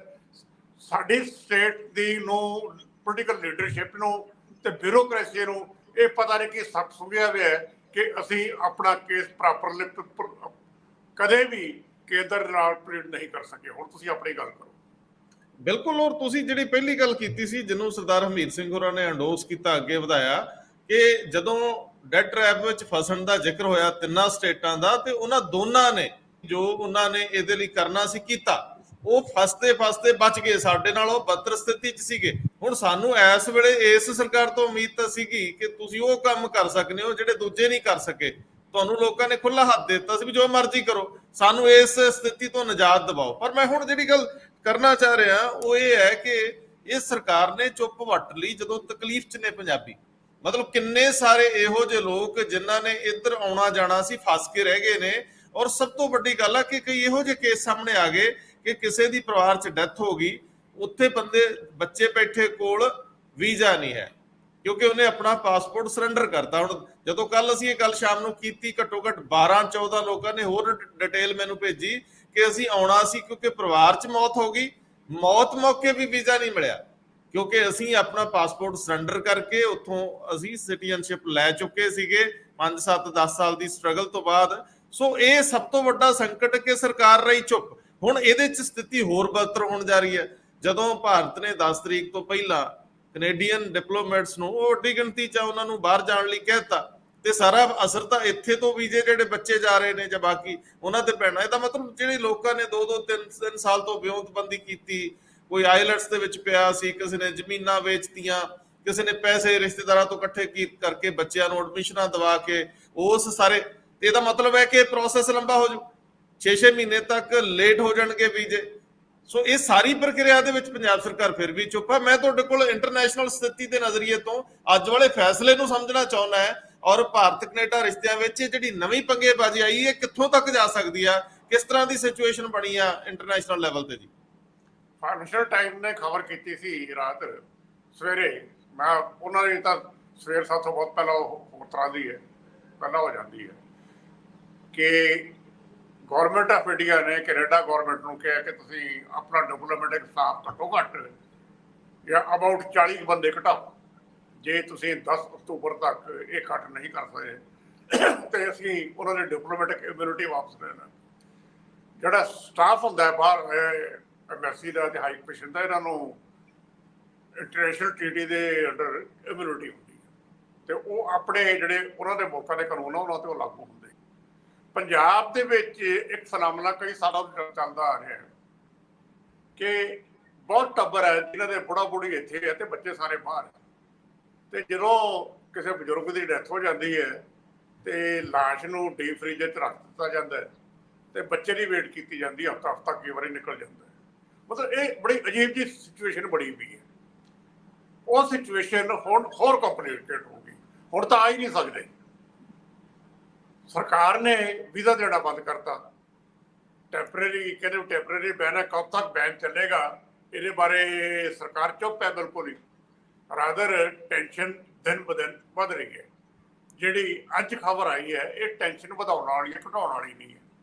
ਇਸ ਤੋਂ ਪਹਿਲਾਂ ਫਾਈਨੈਂਸ਼ੀਅਲ ਟਾਈਮ ਨੇ ਇੱਕ ਦਿਨ ਪਹਿਲਾਂ ਹੋਰ ਖਬਰ ਕੀਤੀ ਸੀ ਕਿ ਇਹ ਜੋ ਕੁਝ ਸਾਰਾ ਵਾਪਰਿਆ ਹੈ ਇਹਦੀ ਕੰਟੈਕਸਟ ਤੇ ਇਹਦਾ ਅੱਗੇ ਇੰਪਲੀਕੇਸ਼ਨ ਕੀ ਹੋਏਗੀ, ਕਿ ਇਹਦਾ ਸੋਲੂਸ਼ਨ ਕੋਈ ਨਿਕਲ ਸਕਦਾ ਹੈ। ਜਿਹੜੀ ਕੈਨੇਡਾ ਤੇ ਅਮਰੀਕਾ ਇਹ ਰਿਸ਼ਤਾ ਸਮਝਣਾ ਬਹੁਤ ਜ਼ਰੂਰੀ ਹੈ। ਖਬਰਾਂ ਪਹਿਲਾਂ ਛਪ ਚੁੱਕੀਆਂ ਕਿ ਸਭ ਤੋਂ ਪਹਿਲਾਂ ਇਨਫੋਰਮੇਸ਼ਨ ਕੈਨੇਡਾ ਨੂੰ ਇਸ ਮਾਮਲੇ ਤੇ ਜਿਹੜਾ ਹਰਦੀਪ ਸਿੰਘ ਨਿੱਜਰ ਦਾ ਕਤਲ ਆ ਉੱਥੇ, ਇਹਦੇ ਬਾਰੇ ਪਹਿਲੀ ਇਨਫੋਰਮੇਸ਼ਨ USA ਨੇ ਕੈਨੇਡਾ ਨੂੰ ਦਿੱਤੀ ਸੀ। ਤੇ ਨਾਲ ਇਹ ਵੀ ਛਪ ਗਿਆ ਸੀਗਾ ਕਿ ਜੋ ਬਾਈਡਨ ਜਦੋਂ USA ਦੇ ਪ੍ਰਧਾਨ ਜਦੋਂ G20 ਤੇ ਇੱਥੇ ਆਏ ਤੇ ਉਹਨਾਂ ਨੇ ਪ੍ਰਾਈਵੇਟਲੀ ਨਰਿੰਦਰ ਮੋਦੀ ਨਾਲ ਇਹ ਇਸ਼ੂ ਟੇਕ ਅਪ ਕੀਤਾ ਸੀ। ਡਿਨਾਈ ਕਿਸੇ ਨੇ ਨਹੀਂ ਕੀਤਾ, ਨਾ ਉੱਥੋਂ ਡਿਨਾਈ ਹੋਇਆ ਨਾ ਇੱਥੋਂ ਡਿਨਾਈ ਹੋਇਆ। ਹੁਣ ਇਹ ਵੀ ਗੱਲ ਆ ਗਈ ਕਿ ਗੌਰਮੈਂਟ ਆਫ ਇੰਡੀਆ ਨੇ ਕਰਵੇ ਕਰਤਾ ਸੀ ਪ੍ਰਾਈਵੇਟਲੀ ਕਿ ਇਹ ਇਸ਼ੂ ਤੁਸੀਂ ਬੰਦ ਕਰ ਦਿਓ। ਇਹ ਸਾਰਾ ਕੁਝ ਸਾਹਮਣੇ ਆਇਆ ਪਿਆ। ਜਿਹੜੀ ਗੱਲ ਮੈਂ ਕਰਨ ਲੱਗਿਆ ਸੀ, ਜਿਹੜੀ ਮੈਂ ਖਬਰ ਦੀ ਗੱਲ ਕਰ ਰਿਹਾ ਇੱਕ ਦਿਨ ਪਹਿਲਾਂ ਫਾਈਨੈਂਸ਼ੀਅਲ ਟਾਈਮ ਛਪੀ ਸੀ, ਫੰਕਸ਼ਨਲੀ ਕੈਨੇਡਾ ਅਮਰੀਕਾ ਦੀ ਸਟੇਟ ਵਾਂਗੂ ਕੰਮ ਕਰਦਾ, ਸਾਵਰਨ ਕੰਟਰੀ ਹੈ, ਲੇਕਿਨ ਜਿਹੜੀ ਫੰਕਸ਼ਨਲ ਇਹਨਾਂ ਦੀ ਪੋਜੀਸ਼ਨ ਹੈ, ਜਿਹੜਾ ਰਿਲੇਸ਼ਨਸ਼ਿਪ ਹੈ ਆਪਣੇ ਅਮਰੀਕਾ ਦੇ ਨਾਲ, ਉਹ ਵਰਚੁਅਲੀ ਅਮਰੀਕਾ ਦੀ ਸਟੇਟ ਵਰਗਾ ਹੈ। ਕਿ ਜਿਹੜੇ ਇਹੋ ਜਿਹੇ ਇੰਸੀਡੈਂਟ ਹੋ ਰਹੇ ਹੈ ਕਿ ਅਮਰੀਕਾ ਇਹ ਟੋਲਰੇਟ ਕਰ ਸਕਦਾ ਹੈ ਕਿ ਜਿਹੜੀ ਉਹਨਾਂ ਦਾ ਇਹ ਵਰਚੁਅਲੀ ਏਰੀਆ ਹੈ ਉੱਥੇ ਕੋਈ ਐਸਾ ਕੇਸ ਹੋ ਜਾਏ, ਕੀਤਾ ਜਿਹਨੇ ਮਰਜ਼ੀ ਹੋਵੇ, ਮੈਂ ਇਹ ਗੱਲ ਨਹੀਂ ਪੈਂਦਾ। ਉਹ ਥ੍ਰੈਟ ਉਹਨਾਂ ਨੂੰ ਆਪਣੇ ਆਪ ਨੂੰ ਵੀ ਲੱਗਦੀ ਹੈ। ਹੁਣ ਸਮੱਸਿਆ ਕਿੱਥੇ ਹੈ? ਇਹ ਛਪ ਗਿਆ ਕਿ ਡਿਪਲੋਮੈਟਿਕ ਜਿਹੜੇ ਸਿਗਨਲਸ ਹੈਗੇ ਆ ਉਹ ਇੰਟਰਸੈਪਟ ਹੋਏ। ਇਹ ਇੰਟਰਨੈਸ਼ਨਲ ਟ੍ਰੀਟੀ ਦੀ ਵਾਇਲੇਸ਼ਨ। ਉਹ ਸਿਗਨਲ ਜਿਹੜੇ ਇੰਟਰਸੈਪਟ ਹੋਏ ਆ ਉਹਨਾਂ ਨੂੰ ਐਜ਼ ਐਵੀਡੈਂਸ ਪੇਸ਼ ਨਹੀਂ ਕੀਤਾ ਜਾ ਸਕਦਾ। ਇੱਥੇ ਸਾਰੀ ਗੱਲ ਫਸੀ ਹੋਈ ਹੈ। ਨਹੀਂ ਤਾਂ ਹੁਣ ਤੱਕ ਇਹ ਗੱਲ ਕਿਸੇ ਸਿਰੇ ਲੱਗਣੀ ਸੀ। ਇਹ 5 ਆਈਜ਼ ਇੰਟੈਲੀਜੈਂਸ ਗਰੁੱਪ ਜਿਹਦੇ 5 ਮੁਲਕ ਮੈਂਬਰ ਹੈਗੇ ਆ, ਉਹਨਾਂ ਦੀ ਸ਼ੇਅਰਡ ਇਨਫੋਰਮੇਸ਼ਨ ਹੈ, ਕਦੇ ਕੈਨੇਡਾ ਦੀ ਨਹੀਂ। ਲੇਕਿਨ ਕਿਉਂਕਿ ਉਹ ਵਾਰ-ਵਾਰ ਆ ਰਿਹਾ ਕਿ ਇਹ ਡਿਪਲੋਮੈਟਿਕ ਐਵੀਡੈਂਸ ਹੈ, ਤੇ ਡਿਪਲੋਮੈਟਿਕ ਐਵੀਡੈਂਸ ਸ਼ੇਅਰ ਕੀਤੀ ਨਹੀਂ ਜਾ ਸਕਦੀ ਐਜ਼ ਐਵੀਡੈਂਸ। ਸਿੰਪਲ ਜੀ ਗੱਲ ਹੈ। ਇੱਥੇ ਹੁਣ ਗੱਲ ਸਾਰੀ ਫਸੀ ਹੋਈ ਹੈ। ਜਿਹਨੇ ਵੀ ਕੀਤਾ ਹੈ ਉਹ ਗੱਲ ਵੱਖਰੀ, ਆਪਾਂ ਉਹਦੇ ਵਿੱਚ ਨਹੀਂ ਪੈਂਦੇ। ਅੱਜ ਦੀ ਤਰੀਕ ਦੇ ਵਿੱਚ ਗੱਲ ਇਹ ਹੈ। ਲੇਕਿਨ ਅਗਲੀ ਗੱਲ, ਹੁਣ ਤੱਕ ਇਹਨਾਂ ਦਿਨਾਂ ਤੋਂ ਬਾਅਦ ਜਦੋਂ ਇੱਥੇ ਪੰਜਾਬ ਦਾ ਇਹ ਮਸਲਾ ਇਸ ਵੇਲੇ ਸਭ ਤੋਂ ਵੱਡਾ ਹੈ, ਪੰਜਾਬ ਦੇ ਲੋਕਾਂ ਦਾ ਮਸਲਾ ਹੈ। ਜਦੋਂ ਪੰਜਾਬ ਦੇ ਲੋਕਾਂ ਦਾ ਮਸਲਾ ਹੋਵੇ ਤੇ ਮੁੱਖ ਮੰਤਰੀ ਚੁੱਪ ਰਵੇ ਇੰਨੇ ਦਿਨ, ਤੇ ਜਿਹੜੀ ਪਾਰਟੀ ਪੰਜਾਬ ਦੇ ਵਿੱਚ ਰਾਜ ਕਰ ਰਹੀ ਹੈ ਉਹਦਾ ਪ੍ਰਧਾਨ ਵੀ ਚੁੱਪ ਰਵੇ, ਇਹਨਾਂ ਦੇ ਮੂੰਹ ਤੇ ਤਾਲੇ ਕਿਉਂ ਲੱਗੇ ਹੋਏ ਹੈ? ਮੈਨੂੰ ਹੈਰਾਨੀ ਹੈ ਕਿ ਜਦੋਂ ਮੁੱਖ ਮੰਤਰੀ ਅੱਜ ਵੀ ਮੀਡੀਆ ਨਾਲ ਇੰਟਰੈਕਸ਼ਨ ਸੀ, ਉਹਨਾਂ ਨੂੰ ਸਵਾਲ ਪੁੱਛਿਆ ਕਿਉਂ ਨਹੀਂ ਜਾਂਦਾ ਕਿ ਮੀਡੀਆ ਨੇ ਵੀ ਆਪਣੇ ਮੂੰਹ ਨੂੰ ਤਾਲੇ ਲਾਏ ਹੋਏ ਆ? ਇਹ ਹੋ ਕੀ ਰਿਹਾ? ਚਲੋ ਮੀਡੀਆ ਦੀ ਗੱਲ ਤਾਂ ਛੱਡਦੀ ਆਪਾਂ ਵੀ ਇਹ ਸਵਾਲ ਪੁੱਛਿਆ ਨਹੀਂ। ਇਹ ਸਿਰਫ ਮੋਰਲ ਰਿਸਪੌਂਸਿਬਿਲਿਟੀ ਨਹੀਂ, CM ਦੀ ਟੋਟਲ ਜ਼ਿੰਮੇਵਾਰੀ ਹੈ ਪੰਜਾਬ ਦੀ, ਪੰਜਾਬ ਦੇ ਲੋਕਾਂ ਦੀ, ਉਹਨਾਂ ਦੇ ਸਿਚੁਏਸ਼ਨ ਦੀ, ਉਹਨਾਂ ਦੇ ਦੁੱਖ ਦਰਦ ਦੀ। ਖਾਸ ਕਰਕੇ ਜਿਹੜੀ ਗਲੋਬਲ ਸਿਚੁਏਸ਼ਨ ਹੁੰਦੀ ਹੈ ਉਹਦੇ ਵਿੱਚ CM ਦੀ ਇੰਟਰਫੇਰੈਂਸ ਬਹੁਤ ਜ਼ਰੂਰੀ ਹੁੰਦੀ ਹੈ। ਕਿ ਇਹਨਾਂ ਨੇ ਗੌਰਮੈਂਟ ਆਫ ਇੰਡੀਆ ਨਾਲ ਟੇਕ ਅਪ ਕੀਤੀ ਗੱਲ ਕਿ ਆਹ ਸਿਚੁਏਸ਼ਨ ਬਣੀ ਹੋਈ ਹੈ, ਦੱਸੋ ਅਸੀਂ ਕੀ, ਤੁਸੀਂ ਕੀ ਕਰ ਰਹੇ ਹੋ ਤੇ ਅਸੀਂ ਕੀ ਕਰੀਏ। ਹੁਣ ਤਾਂ ਜੀ। ਟੋਟਲ ਚੁੱਪੀ ਹੈ। ਇਹ ਮੇਰਾ ਖਿਆਲ ਹੈ ਕੰਡੈਮਨੇਬਲ ਹੈ। ਜੀ ਸਰਦਾਰ ਹਰਮੀਤ ਸਿੰਘ ਜੀ, ਇਹ ਕੰਡੈਮੇਬਲ ਤਾਂ ਹੈ ਹੀ ਆ, ਗੈਰ ਜ਼ਿੰਮੇਦਾਰਾਨਾ ਵੀ ਹੈ, ਕੀ ਕਹਿੰਦੇ ਹੋ? ਬਿਲਕੁਲ, ਪਰ ਮੈਨੂੰ ਨਾਲ ਇਹ ਵੀ ਲੱਗਦਾ ਕਿ ਜਿਵੇਂ ਸਰਕਾਰ ਚੁੱਪ ਹੈ ਤਾਂ ਬਾਕੀ ਦੀਆਂ ਪਾਰਟੀਆਂ, ਬਾਕੀ ਦੀਆਂ ਆਰਗੇਨਾਈਜੇਸ਼ਨਾਂ ਵੀ ਕੀ ਕਰਦੀਆਂ ਨੇ। ਸਰਕਾਰ ਲਈ ਕੋਈ ਚੁਣੌਤੀ ਵੀ ਨਹੀਂ ਹੈ, ਨਾਰਮਲੀ ਫੰਕਸ਼ਨ ਹੋ ਰਹੇ ਨੇ, ਨਾਰਮਲੀ ਗੱਲ ਚੱਲ ਰਹੀ ਹੈ, ਔਰ ਪੱਤਰਕਾਰਾਂ ਸਾਹਮਣੇ ਜਾ ਕੇ ਵੀ ਉਹਨਾਂ ਨੂੰ ਕੋਈ ਐਸਾ ਅੰਦਰੋਂ ਡਰ ਨਹੀਂ ਕੋਈ ਸਵਾਲ ਪੁੱਛ ਲੂਗਾ। ਤਾਂ ਮੀਡੀਆ ਦਾ ਵੀ ਤਾਂ ਰੋਲ ਇੱਕ ਹੈਗਾ ਹੀ ਹੈ ਨਾ, ਜਦੋਂ ਸਵਾਲ ਤੱਕ ਨਹੀਂ ਪੁੱਛਦੇ ਪੰਜਾਬੀਆਂ ਲਈ ਤੇ ਹੋਰ ਕਾਹਦਾ ਪੰਜਾਬੀਆਂ ਦਾ ਮੀਡੀਆ ਹੈ। ਬਹੁਤੇ ਚੈਨਲ ਤਾਂ ਇੱਥੇ YouTube ਚੈਨਲ NRI ਦੇ ਸਹਾਰੇ ਚੱਲਦੇ ਨੇ, ਜਿਹੜੇ ਸੰਕਟ ਚ ਆਏ ਹੋਏ ਨੇ ਬੰਦੇ, ਤੇ ਜੇ ਉਹਨਾਂ ਦੇ ਬੰਦੇ ਜਾਂਦੇ ਨੇ ਬਾਕੀ ਜਗ੍ਹਾ ਤੇ, ਬਾਕੀ ਦੀਆਂ ਅਖਬਾਰਾਂ ਵੀ, ਤਾਂ ਇਹ ਸਵਾਲ ਤਾਂ ਪੁੱਛਣਾ ਬਣਦਾ ਹੀ ਹੈ ਨਾ। ਇਹ ਜ਼ਿੰਮੇਵਾਰੀ ਤਾਂ ਵਾਚ ਡੌਗ ਜਿਹਨੂੰ ਕਿਹਾ ਜਾਂਦਾ ਮਾੜਾ ਮੋਟਾ, ਇਹ ਗੱਲ ਤਾਂ ਸਾਡੇ ਵੱਲ ਵੀ ਇਹ ਉਂਗਲ ਆਉਂਦੀ ਹੈ ਕਿ ਜਿਹੜੇ ਬੰਦੇ ਸੱਜਣ ਜਾਂਦੇ ਨੇ ਜਾਂ ਜਿਨ੍ਹਾਂ ਨੂੰ ਬੁਲਾਇਆ ਜਾਂਦਾ ਤੇ ਘੱਟੋ ਘੱਟ ਸਵਾਲ ਬਣਦਾ। ਦੂਜੀ ਗੱਲ, ਪੋਲੀਟੀਕਲ ਪਾਰਟੀਆਂ ਕੀ ਕਹਿੰਦੀਆਂ ਨੇ ਜਦੋਂ ਸਾਨੂੰ ਪ੍ਰਤਾਪ ਸਿੰਘ ਬਾਜਵਾ ਕਹਿੰਦੇ ਨੇ ਕਿ ਲੀਡਰ ਆਫ ਆਪੋਜੀਸ਼ਨ ਸਾਈਡੋ ਚੀਫ ਮਿਨਿਸਟਰ ਹੁੰਦਾ ਹੈ। ਇਹ ਸਾਈਡੋ ਚੀਫ ਮਿਨਿਸਟਰ ਜੀ, ਤੁਸੀਂ ਵੀ ਬਿਆਨ ਦੇ ਕੇ ਚਲਾ ਦੋਗੇ ਕੰਮ? ਕੋਈ ਬੰਦੇ ਇਕੱਠੇ ਕਰਕੇ ਕਿਉਂ ਧਰਨਾ ਨਹੀਂ ਦਿੰਦੇ ਚੀਫ ਮਿਨਿਸਟਰ ਦੇ ਕੇ ਜ਼ੁਬਾਨ ਖੋਲੋ ਜੀ ਚੀਫ ਮਿਨਿਸਟਰ ਸਾਹਿਬ? ਵਿਧਾਨ ਸਭਾ ਦਾ ਸੈਸ਼ਨ ਬੁਲਾਉਣ ਦੀ ਮੰਗ ਕਿਉਂ ਨਹੀਂ ਕਰਦੇ ਕਿ ਇਹਦੇ ਤੇ ਘੱਟੋ ਘੱਟ ਵਿਚਾਰ ਹੋਣੀ ਚਾਹੀਦੀ ਹੈ? ਇਸੇ ਤਰ੍ਹਾਂ ਸ਼੍ਰੋਮਣੀ ਅਕਾਲੀ ਦਲ ਹੋਏ, ਇਸੇ ਤਰ੍ਹਾਂ ਜਾਖੜ ਸਾਹਿਬ ਹੁਣ ਬੀਜੇਪੀ ਦੇ ਮੁਖੀ, ਜਿਹੜੇ ਕਹਿੰਦੇ ਨੇ ਮੈਂ ਪੰਜਾਬੀ ਲਈ ਆਇਆ ਤੇ ਮੈਂ ਇਹਨੂੰ ਬਣਾਇਆ ਇਸ ਕਰਕੇ ਗਿਆ, ਮੈਂ ਸਮੁੱਚੇ ਪੰਜਾਬ 'ਚ ਗੇੜਾ ਦੇਵਾਂਗਾ ਤੇ ਪੰਜਾਬੀਆਂ ਨੂੰ ਹੌਸਲਾ। ਉਹ ਸਾਰੇ ਸੱਜਣ ਜਿਹੜੇ ਪੰਜਾਬ ਤੋਂ ਜਾਂਦੇ ਨੇ, ਤੇ ਉਹ ਜੇ ਇੱਕ ਧਿਰ ਨਹੀਂ ਬੋਲਦੀ ਤਾਂ ਦੂਜੀਆਂ ਧਿਰਾਂ ਵੀ ਕਿਹੜਾ ਬੋਲ ਰਹੀਆਂ ਨੇ? ਕਦੇ ਮਾੜਾ ਜਿਹਾ ਬਿਆਨ ਦੇ ਕੇ ਬਸ ਇਹਦੇ ਨਾਲ ਕੰਮ ਸਰ ਗਿਆ, ਪੋਲੀਟੀਕਲੀ ਕਰੈਕਟ ਤੁਸੀਂ ਕਹੋਗੇ ਮੈਂ ਤਾਂ ਦਿੱਤਾ ਸੀ ਜੀ ਬਿਆਨ, ਇਹੀ ਬਹੁਤ ਹੁੰਦਾ। ਅੱਗ ਲੱਗੀ ਹੋਵੇ, ਤੁਸੀਂ ਖੜ ਜਾਓ ਕਿ ਮੈਂ ਤਾਂ ਕਿਹਾ ਸੀ ਅੱਗ ਲੱਗੀ ਹੈ, ਰੌਲਾ ਪਾਈ ਜਾ ਰਿਹਾ, ਬਾਲਟੀ ਚੱਕ ਕੇ ਪਾਣੀ ਵੀ ਪਾਉਣੀ ਪੈਂਦਾ ਉੱਤੇ, ਲੋਕਾਂ ਨੂੰ ਸੱਦਾ ਵੀ ਦੇਣਾ ਪੈਂਦਾ ਕਿਸੇ ਨਾ ਕਿਸੇ ਰੂਪ ਦੇ ਵਿੱਚ। ਇਹ ਗੱਲ ਕਹਿਣ 'ਚ ਡਰ ਤੇ ਸਹਿਮ ਕਿਉਂ ਹੈ ਪੰਜਾਬ ਦੀ ਲੀਡਰਸ਼ਿਪ 'ਚ, ਪ੍ਰਾਈਮ ਮਿਨਿਸਟਰ ਨੂੰ ਮਿਲਣ 'ਚ, ਕਿ ਜੇ ਹਿਊਮਨ ਐਂਗਲ ਹੈ, ਮਾਨਵੀ ਐਂਗਲ ਹੈ, ਕਿੰਨੇ ਹੀ ਲੋਕ ਆਪੋ ਆਪਣੇ ਜਿਹੜੇ ਪਰਸਨਲ ਨਿੱਜੀ ਕਾਰਜ ਕਰਨ ਦੇ ਲਈ ਪੰਜਾਬ ਆਉਣਾ ਚਾਹੁੰਦੇ ਨੇ, ਤੇ ਤੁਸੀਂ ਘੱਟੋ ਘੱਟ ਉਸ ਬਿਹਾਫ ਤੇ ਤਾਂ ਉਹਨਾਂ ਨੂੰ ਵੀਜ਼ਾ ਦਿਓ। ਬਾਕੀ ਚੀਜ਼ਾਂ ਕੋਈ ਇਹ ਫੋਰਨ ਪਾਲਿਸੀ 'ਚ ਦਾਖਲ ਹੈ? ਇਹ ਕੋਈ ਬਾਕੀ ਦਾ ਵੱਡਾ ਮਾਮਲਾ ਹੈ ਕਿ ਤੁਸੀਂ ਪਾਲਿਸੀ ਚੇਂਜ ਕਰਵਾ ਰਹੇ ਹੋ? ਇਹੋ ਜਿਹਾ ਤਾਂ ਕੁਝ ਨਹੀਂ ਹੈ। ਗੱਲ ਤਾਂ ਕੇਵਲ ਇੰਨੀ ਹੋ ਹੈ। ਫਿਰ ਤੁਸੀਂ ਉਹਨਾਂ 'ਚ ਬੇਗਾਨਗੀ ਕਿਉਂ ਪੈਦਾ ਨਹੀਂ ਕਰੋਗੇ ਮੋੜ ਕੇ? ਕਿਉਂ ਕਹਿਣਗੇ, ਕਿਵੇਂ ਕਹਿਣਗੇ ਕਿ ਉਹ ਅਸੀਂ ਸਾਡੇ ਦੇਸ਼ 'ਚ ਉਸ ਲੈਵਲ ਦੇ? ਕੱਲ ਨੂੰ ਉਹ ਕਿਉਂ ਨਹੀਂ ਕਹਿਣਗੇ ਆਪਦੇ ਮਾਂ-ਬਾਪ ਨੂੰ ਵੇਚੋ ਵੱਟੋ, ਇੱਥੋਂ ਤੁਸੀਂ ਇੱਥੇ ਆ ਜਾਓ ਚੁੱਪ ਕਰਕੇ? ਕਿਹੜੇ ਪੰਜਾਬ ਦਾ ਹਾਲਤ ਪਹਿਲਾਂ ਹੀ ਖਰਾਬ ਹੈ। ਪੰਜਾਬ ਦੀਆਂ ਜ਼ਮੀਨਾਂ ਵੇਚ ਕੇ, ਪੰਜਾਬ ਦੀਆਂ ਪ੍ਰਾਪਰਟੀਜ਼ ਵੇਚ ਕੇ ਜਿਹੜੀਆਂ ਨੇ, ਫੀਸਾਂ ਦੇ ਰੂਪ ਦੇ ਵਿੱਚ ਤਾਂ ਇੱਕ ਫਿਗਰ ਆ ਰਹੀ ਸੀ 68,000 ਕਰੋੜ ਸਾਲ ਦਾ ਜਾ ਰਿਹਾ ਪੰਜਾਬ 'ਚੋਂ, ਤੇ ਜੇ ਉਹਦਾ ਹੁਣ ਜ਼ਮੀਨਾਂ ਵੇਚ ਕੇ ਵੀ ਵਗ ਜਾਣਗੇ, ਮੁੜ ਕੇ ਤੁਸੀਂ ਇਹੋ ਜਿਹਾ ਹਾਲ ਕਰੋਗੇ, ਇੱਥੇ ਆ ਕੇ ਉਹ ਡਰਦੇ ਨੇ ਕਿ ਇੱਥੇ ਦੀ ਪੁਲਿਸ ਕਹਿੰਦੀ NRI ਆਇਆ ਤਾਂ 10 ਗੁਣਾ ਰੇਟ ਉੱਪਰ ਹੋ ਜਾਂਦਾ, ਤੇ ਜੇ ਕਿਸੇ ਦਾ ਕਬਜ਼ਾ ਆਇਆ, ਆ ਤੁਸੀਂ ਦੇਖਿਆ ਹੀ ਹੈ ਬੀਬੀ ਮਾਨੂਕੇ ਵਾਲੇ ਮਾਮਲੇ ਦਾ ਕੇਸ, ਉਹ ਜਨਤਕ ਜਥੇਬੰਦੀਆਂ ਨੇ, ਲੋਕਾਂ ਨੇ ਰੌਲਾ ਪਾਇਆ ਤਾਂ ਉਹ ਕੋਠੀ ਕਿਤੇ ਵਾਪਸ ਮਿਲ ਮੁਰ ਗਈ। ਅਜੇ ਵੀ ਮੁਕੱਦਮਾ ਚੱਲ ਰਿਹਾ, ਕਹਿੰਦੇ ਉਹਨਾਂ ਦੇ ਖਿਲਾਫ ਤਾਂ ਮੁਕੱਦਮਾ ਹੈ ਨਹੀਂ, ਜਿਨ੍ਹਾਂ ਨੇ ਅਸਲ ਦੇ ਵਿੱਚ ਠੱਗੀ ਮਾਰੀ ਸੀ, ਤੇ ਤੁਸੀਂ ਐਵੇਂ ਹੀ ਚੱਕ ਕੇ ਉਹਦਾ ਹੱਲ ਕਰਾਤਾ। ਹਾਈ ਕੋਰਟ 'ਚ ਕੇਸ ਹੈ ਅਜੇ ਪੈਂਡਿੰਗ। ਇਹ ਸਾਰੇ ਮਾਮਲੇ ਦੇ ਵਿੱਚ ਤੁਸੀਂ ਜਦੋਂ ਇਹ ਤੈਅ ਕਰਦੇ ਹੋ ਤਾਂ ਮੈਨੂੰ ਇਹ ਲੱਗਦਾ ਕਿ ਸਮੁੱਚੀ ਪੰਜਾਬ ਦੀ ਲੀਡਰਸ਼ਿਪ ਦੀ ਇਹ ਰੋਲ ਬਣਦਾ। ਔਰ ਮੈਨੂੰ ਤਾਂ ਇਹ ਵੀ ਲੱਗਦਾ ਕਿ ਜੇ ਪੋਲੀਟੀਕਲ ਲੀਡਰਸ਼ਿਪ ਪਾਣੀ 'ਚ ਬਹਿ ਗਈ ਤਾਂ ਕਿਰਪਾ ਕਰਕੇ ਸਮਾਜਿਕ ਜਥੇਬੰਦੀਆਂ, ਜਨਤਕ ਜਥੇਬੰਦੀਆਂ, ਚਾਹੇ ਉਹ ਕਿਸਾਨ ਹੋਣ, ਮਜ਼ਦੂਰ, ਤੁਸੀਂ ਹੀ ਪਹਿਲ ਕਰ ਲਓ। ਤੁਹਾਡੇ ਤੋਂ ਜ਼ਿਆਦਾ ਉਮੀਦ ਹੋ ਸਕਦਾ ਬੱਚਿਆਂ ਨੂੰ ਬਾਹਰ ਬੈਠੇ ਕਿ ਤੁਸੀਂ ਆਹ ਨਾਰਾ ਮਾਰੋਗੇ, ਸ਼ਾਇਦ ਤੁਹਾਡੀ ਉਹ ਸੁਣੀ ਜਾਵੇ। ਔਰ ਇਹ ਗੱਲ ਤਾਂ ਇੱਕ ਮਾਤਰ ਉਸੇ ਢੰਗ ਨਾਲ ਤੁਸੀਂ ਅਜੇ ਚੱਲੂਗਾ ਇਹ ਪ੍ਰੋਸੈਸ, ਖਬਰ ਕਿੰਨਾ ਲੰਮਾ ਚੱਲ ਜੇ। ਹਜੇ ਤੱਕ ਤੁਹਾਡਾ ਪੋਜ਼ਿਟਿਵ ਸਾਈਡ ਨਹੀਂ ਆਇਆ। ਹੁਣ ਡਿਪਲੋਮੈਟ ਬਰਾਬਰ ਕਰਨ ਤੇ ਤੁਸੀਂ ਆ ਗਏ ਕਿ ਉਹਦੇ ਜਿੰਨੇ ਸਾਡੇ ਬੰਦੇ ਨੇ ਉਨੇ ਹੀ ਤੁਸੀਂ ਰੱਖੋਗੇ। ਪਹਿਲਾਂ ਇੰਨਾ ਲੰਮਾ ਸਮਾਂ ਪਤਾ ਨਹੀਂ ਇੰਨੇ ਕਿਉਂ ਵਧਾ ਕੇ ਰੱਖੀ ਗਏ, ਫਿਰ ਤੁਸੀਂ ਕਿਹੜੇ ਤਰੀਕੇ ਨਾਲ ਰੱਖੀ ਗਏ। ਉਦੋਂ ਬਾਅਦ ਤੁਰੰਤ ਤੁਸੀਂ ਇਹ ਕਰ ਰਹੇ ਹੋ। ਅੱਗੇ ਨੂੰ ਸ਼ਾਇਦ ਹੋਰ ਇੱਕ ਅੱਧੀ ਗੱਲ ਆ ਜੇ, ਫੇਰ ਚੱਲੀ ਜਾਵੇ ਤਾਂ ਕਿੰਨਾ ਸਮਾਂ? ਇਹ ਅਨਲਿਮਿਟਡ ਹੈ। ਇਹ ਕੋਈ ਆਰਡਰ ਉਹਨਾਂ ਨੇ ਐ ਨਹੀਂ ਕੀਤਾ 15 ਦਿਨ ਲਈ ਜਾਂ 10 ਦਿਨ ਲਈ ਜਾਂ 20 ਦਿਨ ਲਈ ਜਾਂ ਪਲਾਨ ਕਰ ਲਏ। ਤੇ ਹੁਣ ਕੱਲਾ ਵੀਜ਼ਾ ਜਿਹੜੇ ਇੱਥੇ ਆ ਰਹੇ ਨੇ, ਇੰਨੀ ਕਿੰਨੀ ਕੁ ਸ਼ਾਰਟੇਜ ਪੈ ਗਈ, ਐਡੀ ਕਿੰਨੀ ਕੁ ਸੁਰੱਖਿਆ ਨੂੰ ਤੇ ਪੂਰੀ ਜ਼ਿਆਦਾ ਉੱਥੇ ਸੇਧ ਲੱਗ ਗਈ ਕਿ ਜੀ ਤੁਸੀਂ ਵੀਜ਼ਾ ਉਹਨਾਂ ਨੂੰ ਨਹੀਂ ਦੇ ਸਕਦੇ। ਇਹ ਕਿਹੜੀ ਦਲੀਲ ਹੋਈ? ਮਤਲਬ ਇਸ ਗੱਲ ਦੇ ਉੱਤੇ ਤੁਹਾਡੇ ਇੱਕੋ ਦਮ ਤਾਂ ਨਹੀਂ ਇੱਕ ਬੰਦੇ ਨੂੰ ਵਾਪਸ ਭੇਜਿਆ ਨਾ ਡਿਪਲੋਮੇਟ ਨੂੰ, ਤੇ ਕਿੰਨੇ ਭੇਜਤੇ ਵਾਪਸ ਜਿਹੜੇ ਫਿਰ ਵੀਜ਼ੇ ਤੇ ਦਸਤਖਤ ਹੀ ਨਹੀਂ ਕਰ ਸਕਦੇ, ਜਾਂ ਵੀਜ਼ਾ ਲਾ ਕੇ ਉਹਨੂੰ ਇਹ ਨਹੀਂ ਕਹਿ ਸਕਦੇ ਤੁਸੀਂ ਜਹਾਜ਼ ਚੜ੍ਹ ਜਾਓ ਜਾਂ ਬਾਕੀ ਦੀਆਂ ਚੀਜ਼ਾਂ ਕਰ ਜਾਓ। ਕਿੰਨਾ ਕੁ ਫਰਕ ਪੈ ਗਿਆ ਉਹਦੇ ਨਾਲ? ਕੋਈ ਦਲੀਲ ਤਾਂ ਚਾਹੀਦੀ ਆ ਨਾ। ਇਸੇ ਕਰਕੇ ਇਹ ਹੈ ਕਿ ਸਾਡੇ ਜਿਹੜੇ ਸਮਾਜਿਕ ਤੌਰ ਤੇ ਹੀ ਇਹ ਮੇਰੇ ਖਿਆਲ ਲੋਕਾਂ ਨੂੰ ਸੋਚਣਾ ਪੈਣਾ। ਔਰ ਲੀਡਰਸ਼ਿਪ ਤੋਂ ਉਮੀਦ ਇਸੇ ਕਰਕੇ ਪਾਰਟੀਆਂ ਤੇ ਲੀਡਰਾਂ ਦਾ ਤਾਲਮੇਲ ਨਹੀਂ। ਪਾਰਟੀਆਂ ਇੱਕ ਮੁਹਾਨੇ ਤੇ ਖੜੀਆਂ ਨੇ, ਲੋਕ ਇੱਕ ਬਹਾਨੇ ਦੂਜੇ ਬਹਾਨੇ ਤੇ ਖੜੇ ਨੇ। ਇਸੇ ਕਰਕੇ ਪੋਲੀਟੀਕਲ ਵੈਕਿਊਮ ਨਜ਼ਰ ਆਉਂਦਾ ਹੈ। ਤੇ ਤੁਸੀਂ ਇੱਥੇ ਸਕੂਲ ਐਮੀਨੈਂਸ ਕਰਦੇ ਰਹੋ, ਤੁਸੀਂ ਇੱਥੇ ਕ੍ਰਾਂਤੀ ਪਟਿਆਲੇ ਤੋਂ ਚਲਾ ਕੇ ਅੰਮ੍ਰਿਤਸਰ ਚ ਦੀ ਭੇਜਦੇ ਰਹੋ, ਲੋਕ ਲੜਦੇ ਭਿੜਦੇ ਰਹਿਣਗੇ ਆਪਣੇ ਤਰੀਕੇ ਦੇ ਨਾਲ, ਤੇ ਤੁਹਾਡੀ ਜ਼ਿੰਮੇਵਾਰੀ ਕੋਈ ਨਹੀਂ 3 ਕਰੋੜ ਲੋਕਾਂ ਪ੍ਰਤੀ। ਵੈਸੇ ਤੁਸੀਂ 3 ਕਰੋੜ ਲੋਕਾਂ ਦੇ ਨੁਮਾਇੰਦੇ ਹੈਗੇ ਹੋ, ਔਰ ਇਹੀ ਗੱਲ 140 ਕਰੋੜ ਦੀ ਵੀ ਹੈ। ਸਾਡੇ 20 MP ਕੀ ਕਰਦੇ ਨੇ ਉੱਥੇ ਬੈਠੇ ਹੋਏ ਲੋਕ ਸਭਾ ਤੇ ਰਾਜ ਸਭਾ ਦੇ ਵਿੱਚ? ਕੋਈ ਜ਼ੁਬਾਨ ਕਿਉਂ ਨਹੀਂ ਖੋਲਦਾ? ਨਹੀਂ ਪੰਜਾਬ ਸਰਕਾਰ ਜਾਂਦੀ ਤੇ MP ਤਾਂ ਜਾ ਕੇ ਪ੍ਰਧਾਨ ਮੰਤਰੀ ਤੋਂ ਟਾਈਮ ਲੈ ਕੇ ਕਰਕੇ ਦਰਖਾਸਤ ਦੇ ਸਕਦੇ ਨੇ। ਇੱਥੇ ਇੱਕ ਦੂਜੇ ਦੇ ਖਿਲਾਫ ਬੋਲੀ ਜਾਂਦੇ ਨੇ। ਰਵਨੀਤ ਬਿੱਟੂ ਕਿਸੇ ਤੇ ਲਾ ਦਿੰਦਾ ਤੇ ਬਾਅਦ ਦੂਜਾ ਦੂਜੇ ਤੇ, ਤੀਜਾ ਤੀਜੇ ਤੇ, ਚੌਥਾ ਚੌਥੇ ਤੇ। ਇਹੀ ਗੇਮ ਰਹੇਗੀ ਤੁਹਾਨੂੰ ਇੱਕ ਦੂਜੇ ਦੇ ਦੂਸ਼ਣਬਾਜ਼ੀ ਦੀ? ਕੋਈ ਚੱਜ ਦੇ ਕੰਮ ਵੀ ਕਰੋ, ਇਕੱਠੇ ਹੋ ਜਾਓ ਕਿਸੇ ਮੁੱਦੇ ਤੇ, ਇਕੱਠੇ ਹੋ ਕੇ ਜਾ ਕੇ ਦਰਖਾਸਤ ਕਰੋ ਤਾਂ ਕਿ ਕੋਈ ਨਾ ਕੋਈ ਚੀਜ਼ ਉਸ ਪਾਸੇ ਵੱਲ ਚੱਲ ਸਕੇ।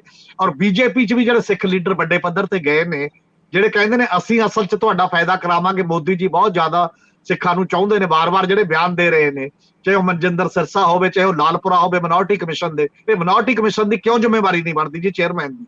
ਇੱਕ ਮਿਨੋਰਟੀ ਆਪਣੇ ਆਪ ਨੂੰ ਖਲਾ ਦੇ ਵਿੱਚ ਸਮਝ ਰਹੀ ਹੈ ਕਿ ਮੇਰੇ ਨਾਲ ਬਹੁਤ ਧੱਕਾ ਹੋ ਰਿਹਾ, ਸਾਡੇ ਬੰਦਿਆਂ ਨੂੰ ਵੀਜ਼ਾ ਮਿਲਣਾ ਚਾਹੀਦਾ। ਤਾਂ ਲਾਲਪੁਰਾ ਜੀ ਕੀ ਕਰ ਰਹੇ ਨੇ as a chairman minority commission ਦੇ? ਉਹਨਾਂ ਨੂੰ ਇਹੋ ਗੱਲ ਉਠਾ ਦੇਣੀ ਚਾਹੀਦੀ ਹੈ। ਉਹਨਾਂ ਦੀ ਪਾਰਟੀ ਹੈ, ਸ਼ਾਇਦ ਉਹਦੀ ਤਾਂ ਗੱਲ ਮੰਨ ਹੀ ਲੈਣ ਜੇ ਦੂਜਿਆਂ ਦੀ ਨਹੀਂ ਮੰਨਣੀ। ਇਹ ਹਰ ਬੰਦੇ ਦੀ ਜ਼ਿੰਮੇਵਾਰੀ ਬਣਦੀ ਹੈ ਅਸਲ 'ਚ, ਬੀਇੰਗ ਏ ਪੰਜਾਬੀ ਔਰ ਬੀਇੰਗ ਏ ਸਿੱਖ। ਮੈਂ ਐਡੀਸ਼ਨ ਹੋਰ ਕਰਦਿਆਂ ਨਾਲ ਹੀ ਇਹਨਾਂ ਦੀ ਚੰਗੀ ਗੱਲ ਇਹਨਾਂ ਨੇ ਕੀਤੀ। ਸਾਡੇ ਇੱਕ ਬਹੁਤ ਵੱਡੀ ਸਮੱਸਿਆ ਬੜੇ ਸਾਲਾਂ ਤੋਂ ਚੱਲਦੀ ਆ ਰਹੀ ਹੈ, ਜਿੰਨੀ ਸਾਡੀ ਪੋਲੀਟੀਕਲ ਇਲੀਟ ਹੈ, ਪੋਲੀਟੀਕਲ ਕਲਾਸ ਹੈ, ਇਹ ਹਮੇਸ਼ਾ ਹੀ ਜਿਹੜੇ ਇਹੋ ਜਿਹੇ ਇਸ਼ੂਜ਼ ਹੈਗੇ ਹੈ ਉਹਦੇ ਤੇ ਕਲੀਅਰ ਕੱਟ ਸਟੈਂਡ ਲੈਣ ਤੋਂ ਇਹ ਬਹੁਤ ਡਰਦੇ ਹੈ। ਡਰ ਦਾ ਕਾਰਨ ਇਹਨਾਂ ਨੂੰ ਇਹ ਲੱਗਦਾ ਹੈ ਕਿ ਅਸੀਂ ਦੇਸ਼ ਵਿਰੋਧੀ ਨਾ ਕਰਾਰ ਦਿੱਤੇ ਜਾਈਏ। ਇਹ ਇਹਨਾਂ ਦੇ ਦਿਮਾਗ ਦੇ ਵਿੱਚ ਬੈਠੀ ਵੀ ਹੈ ਲਗਾਤਾਰ ਹੀ। ਇਸ ਕਰਕੇ ਕਦੇ ਵੀ ਇਹਨਾਂ ਨੇ ਪੰਜਾਬ ਦੇ ਵਿੱਚ ਜੋ ਕੁਛ ਹੁੰਦਾ ਰਿਹਾ ਹੈ, ਤੁਸੀਂ ਜੇ ਇਨੋਸੈਂਟਸ ਦੇ ਕਤਲ ਹੋਏ ਹੈ ਉੱਥੇ ਸਟੈਂਡ ਲਓ ਡਟ ਕੇ, ਜੇ ਸਟੇਟ ਰਿਪਰੈਸ਼ਨ ਹੋਇਆ ਉੱਥੇ ਡਟ ਕੇ ਸਟੈਂਡ ਲਓ। ਇਹਨਾਂ ਨੇ ਕਦੇ ਸਟੈਂਡ ਨਹੀਂ ਲਿਆ। ਰਾਦਰ ਮੈਨੂੰ ਫਿਰ ਵਾਰ-ਵਾਰ ਉਹ ਐਗਜ਼ਾਮਪਲ ਦੇਣੀ ਪੈਂਦੀ ਹੈ, ਜਦੋਂ ਅਕਾਲੀ ਦਲ ਨੇ ਸਰਕਾਰ 97 ਦੀ ਬਣਾਉਣੀ ਸੀ, ਉਸ ਤੋਂ ਪਹਿਲਾਂ ਇਹ ਕਹਿੰਦੇ ਸੀ ਅਸੀਂ ਇਨਕੁਆਇਰੀ ਕਰਾਵਾਂਗੇ। ਇਨਕੁਆਇਰੀ ਤਾਂ ਬਾਅਦ 'ਚ ਕੀ ਕਰਾਉਣੇ ਸੀ, ਇਹ ਕਹਿਣ ਲੱਗ ਪਏ ਵੀ ਇਹ ਤਾਂ ਪਾਕਿਸਤਾਨ ਸਪਾਂਸਰਡ ਇੱਥੇ ਸਾਰੇ ਸ਼ਰਾਰਤ ਸੀ, ਉਹਨਾਂ ਨੇ ਸਾਰਾ ਕੁਝ ਪੰਜਾਬ ਦੇ ਵਿੱਚ ਕਰਾਇਆ। ਇਹ ਨੈਰੇਟਿਵ ਵੀ ਬਦਲ ਗਿਆ, ਸਾਰਾ ਉਲਟਾ ਤਾ।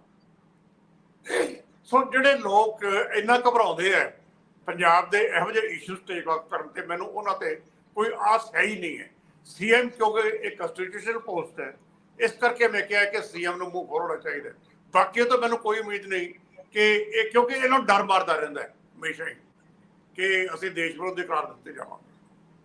ਗੱਲ ਤਾਂ ਇੰਨੀ ਕਿ ਹੈ ਨਾ ਕਿ ਜਿਹੜੇ ਮੁਸ਼ਕਿਲ ਹਾਲਾਤਾਂ 'ਚ ਫਸੇ ਲੋਕ ਆ, ਉਹਨਾਂ ਦੀ ਮੁਸ਼ਕਿਲ ਹੱਲ ਕਰਨ ਲਈ ਕੋਈ ਐਮਰਜੈਂਸੀ ਪਰਿਸਥਿਤੀਆਂ ਕਰ ਦਿਓ ਡਿਕਲੇਅਰ। ਕਿਸੇ ਦੀ ਡੈਥ ਹੋ ਜਾਂਦੀ ਆ, ਕਿਸੇ ਦਾ ਬਹੁਤ ਵਿਆਹ ਰੱਖਿਆ ਹੋਇਆ ਜਾਂ ਕੋਈ ਗੱਲਾਂ ਨੇ, ਇਹਨਾਂ ਮਾਮਲਿਆਂ 'ਚ ਵੀਜ਼ੇ ਦੇ ਦਿਓ। ਬਾਕੀ ਤੁਸੀਂ ਜਿੱਦਾਂ ਤੁਹਾਡੀ ਪੋਲਿਟਿਕਸ ਚੱਲਦੀ ਚਲਾਈ ਚਲੋ। ਮੁੱਖ ਮੰਤਰੀ ਅੱਗੇ ਹੋ ਕੇ ਗੱਲ ਕਰਨ, ਸਾਰੇ MP ਇਕੱਠੇ ਹੋ ਕੇ ਗੱਲ ਕਰ ਸਕਦੇ ਆ, ਜਾਂ ਇੱਕ ਆਲ ਪਾਰਟੀ ਮੀਟਿੰਗ ਜਿਹੜੀ ਆ ਉਹਦੇ ਵਿੱਚੋਂ ਇਹ ਕੰਸੈਂਸਸ ਬਣਾਈ ਜਾ ਸਕਦੀ। ਪਰ ਬਣਾਉ ਕੌਣ? ਕਿਸੇ ਦੀ ਕੋਈ ਤਰਜੀਹ ਹੈ ਨਹੀਂ, ਆਪਣੇ ਨਿਆਣੇ ਜਾਂ ਦੂਜੇ। ਇਹ ਫਰਕ ਤਾਂ ਇਹੀ ਮੰਨ ਕੇ ਚੱਲਿਆ ਜਾਂਦਾ। ਤੁਹਾਡੀ ਗੱਲ ਠੀਕ ਹੈ ਕਿ ਡਰ ਦੇ ਵਿੱਚੋਂ ਵੀ ਬਹੁਤ ਸਾਰਿਆਂ ਦੀ ਜ਼ੁਬਾਨ ਨੂੰ ਤਾਲਾ ਲੱਗ ਜਾਂਦਾ। ਪਰ ਮੈਂ ਅਗਲਾ ਮਾਮਲਾ, ਜੋ ਸਰਦਾਰ ਹਰਮੀਤ ਸਿੰਘ ਜੀ ਕਹਿ ਰਹੇ ਸੀਗੇ ਕਿ ਸਾਡਾ ਮੀਡੀਆ ਵੀ ਉਹ ਜ਼ਿੰਮੇਵਾਰੀ ਨਹੀਂ ਨਿਭਾਉਂਦਾ, ਉਹ ਅੱਜ ਮੀਡੀਆ ਦੇ ਉੱਤੇ ਵੀ ਇੱਕ ਔਖਾ ਟਾਈਮ ਸੀਗਾ ਸਵੇਰ ਤੋਂ, ਜਦੋਂ ਦਿੱਲੀ ਪੁਲਿਸ ਵੱਲੋਂ ਛਾਪੇਮਾਰੀ ਹੋ ਰਹੀ ਸੀ ਇੱਕ ਵੈਬਸਾਈਟ ਨਿਊਜ਼ ਕਲਿੱਕ ਦੇ ਮਾਮਲੇ 'ਚ।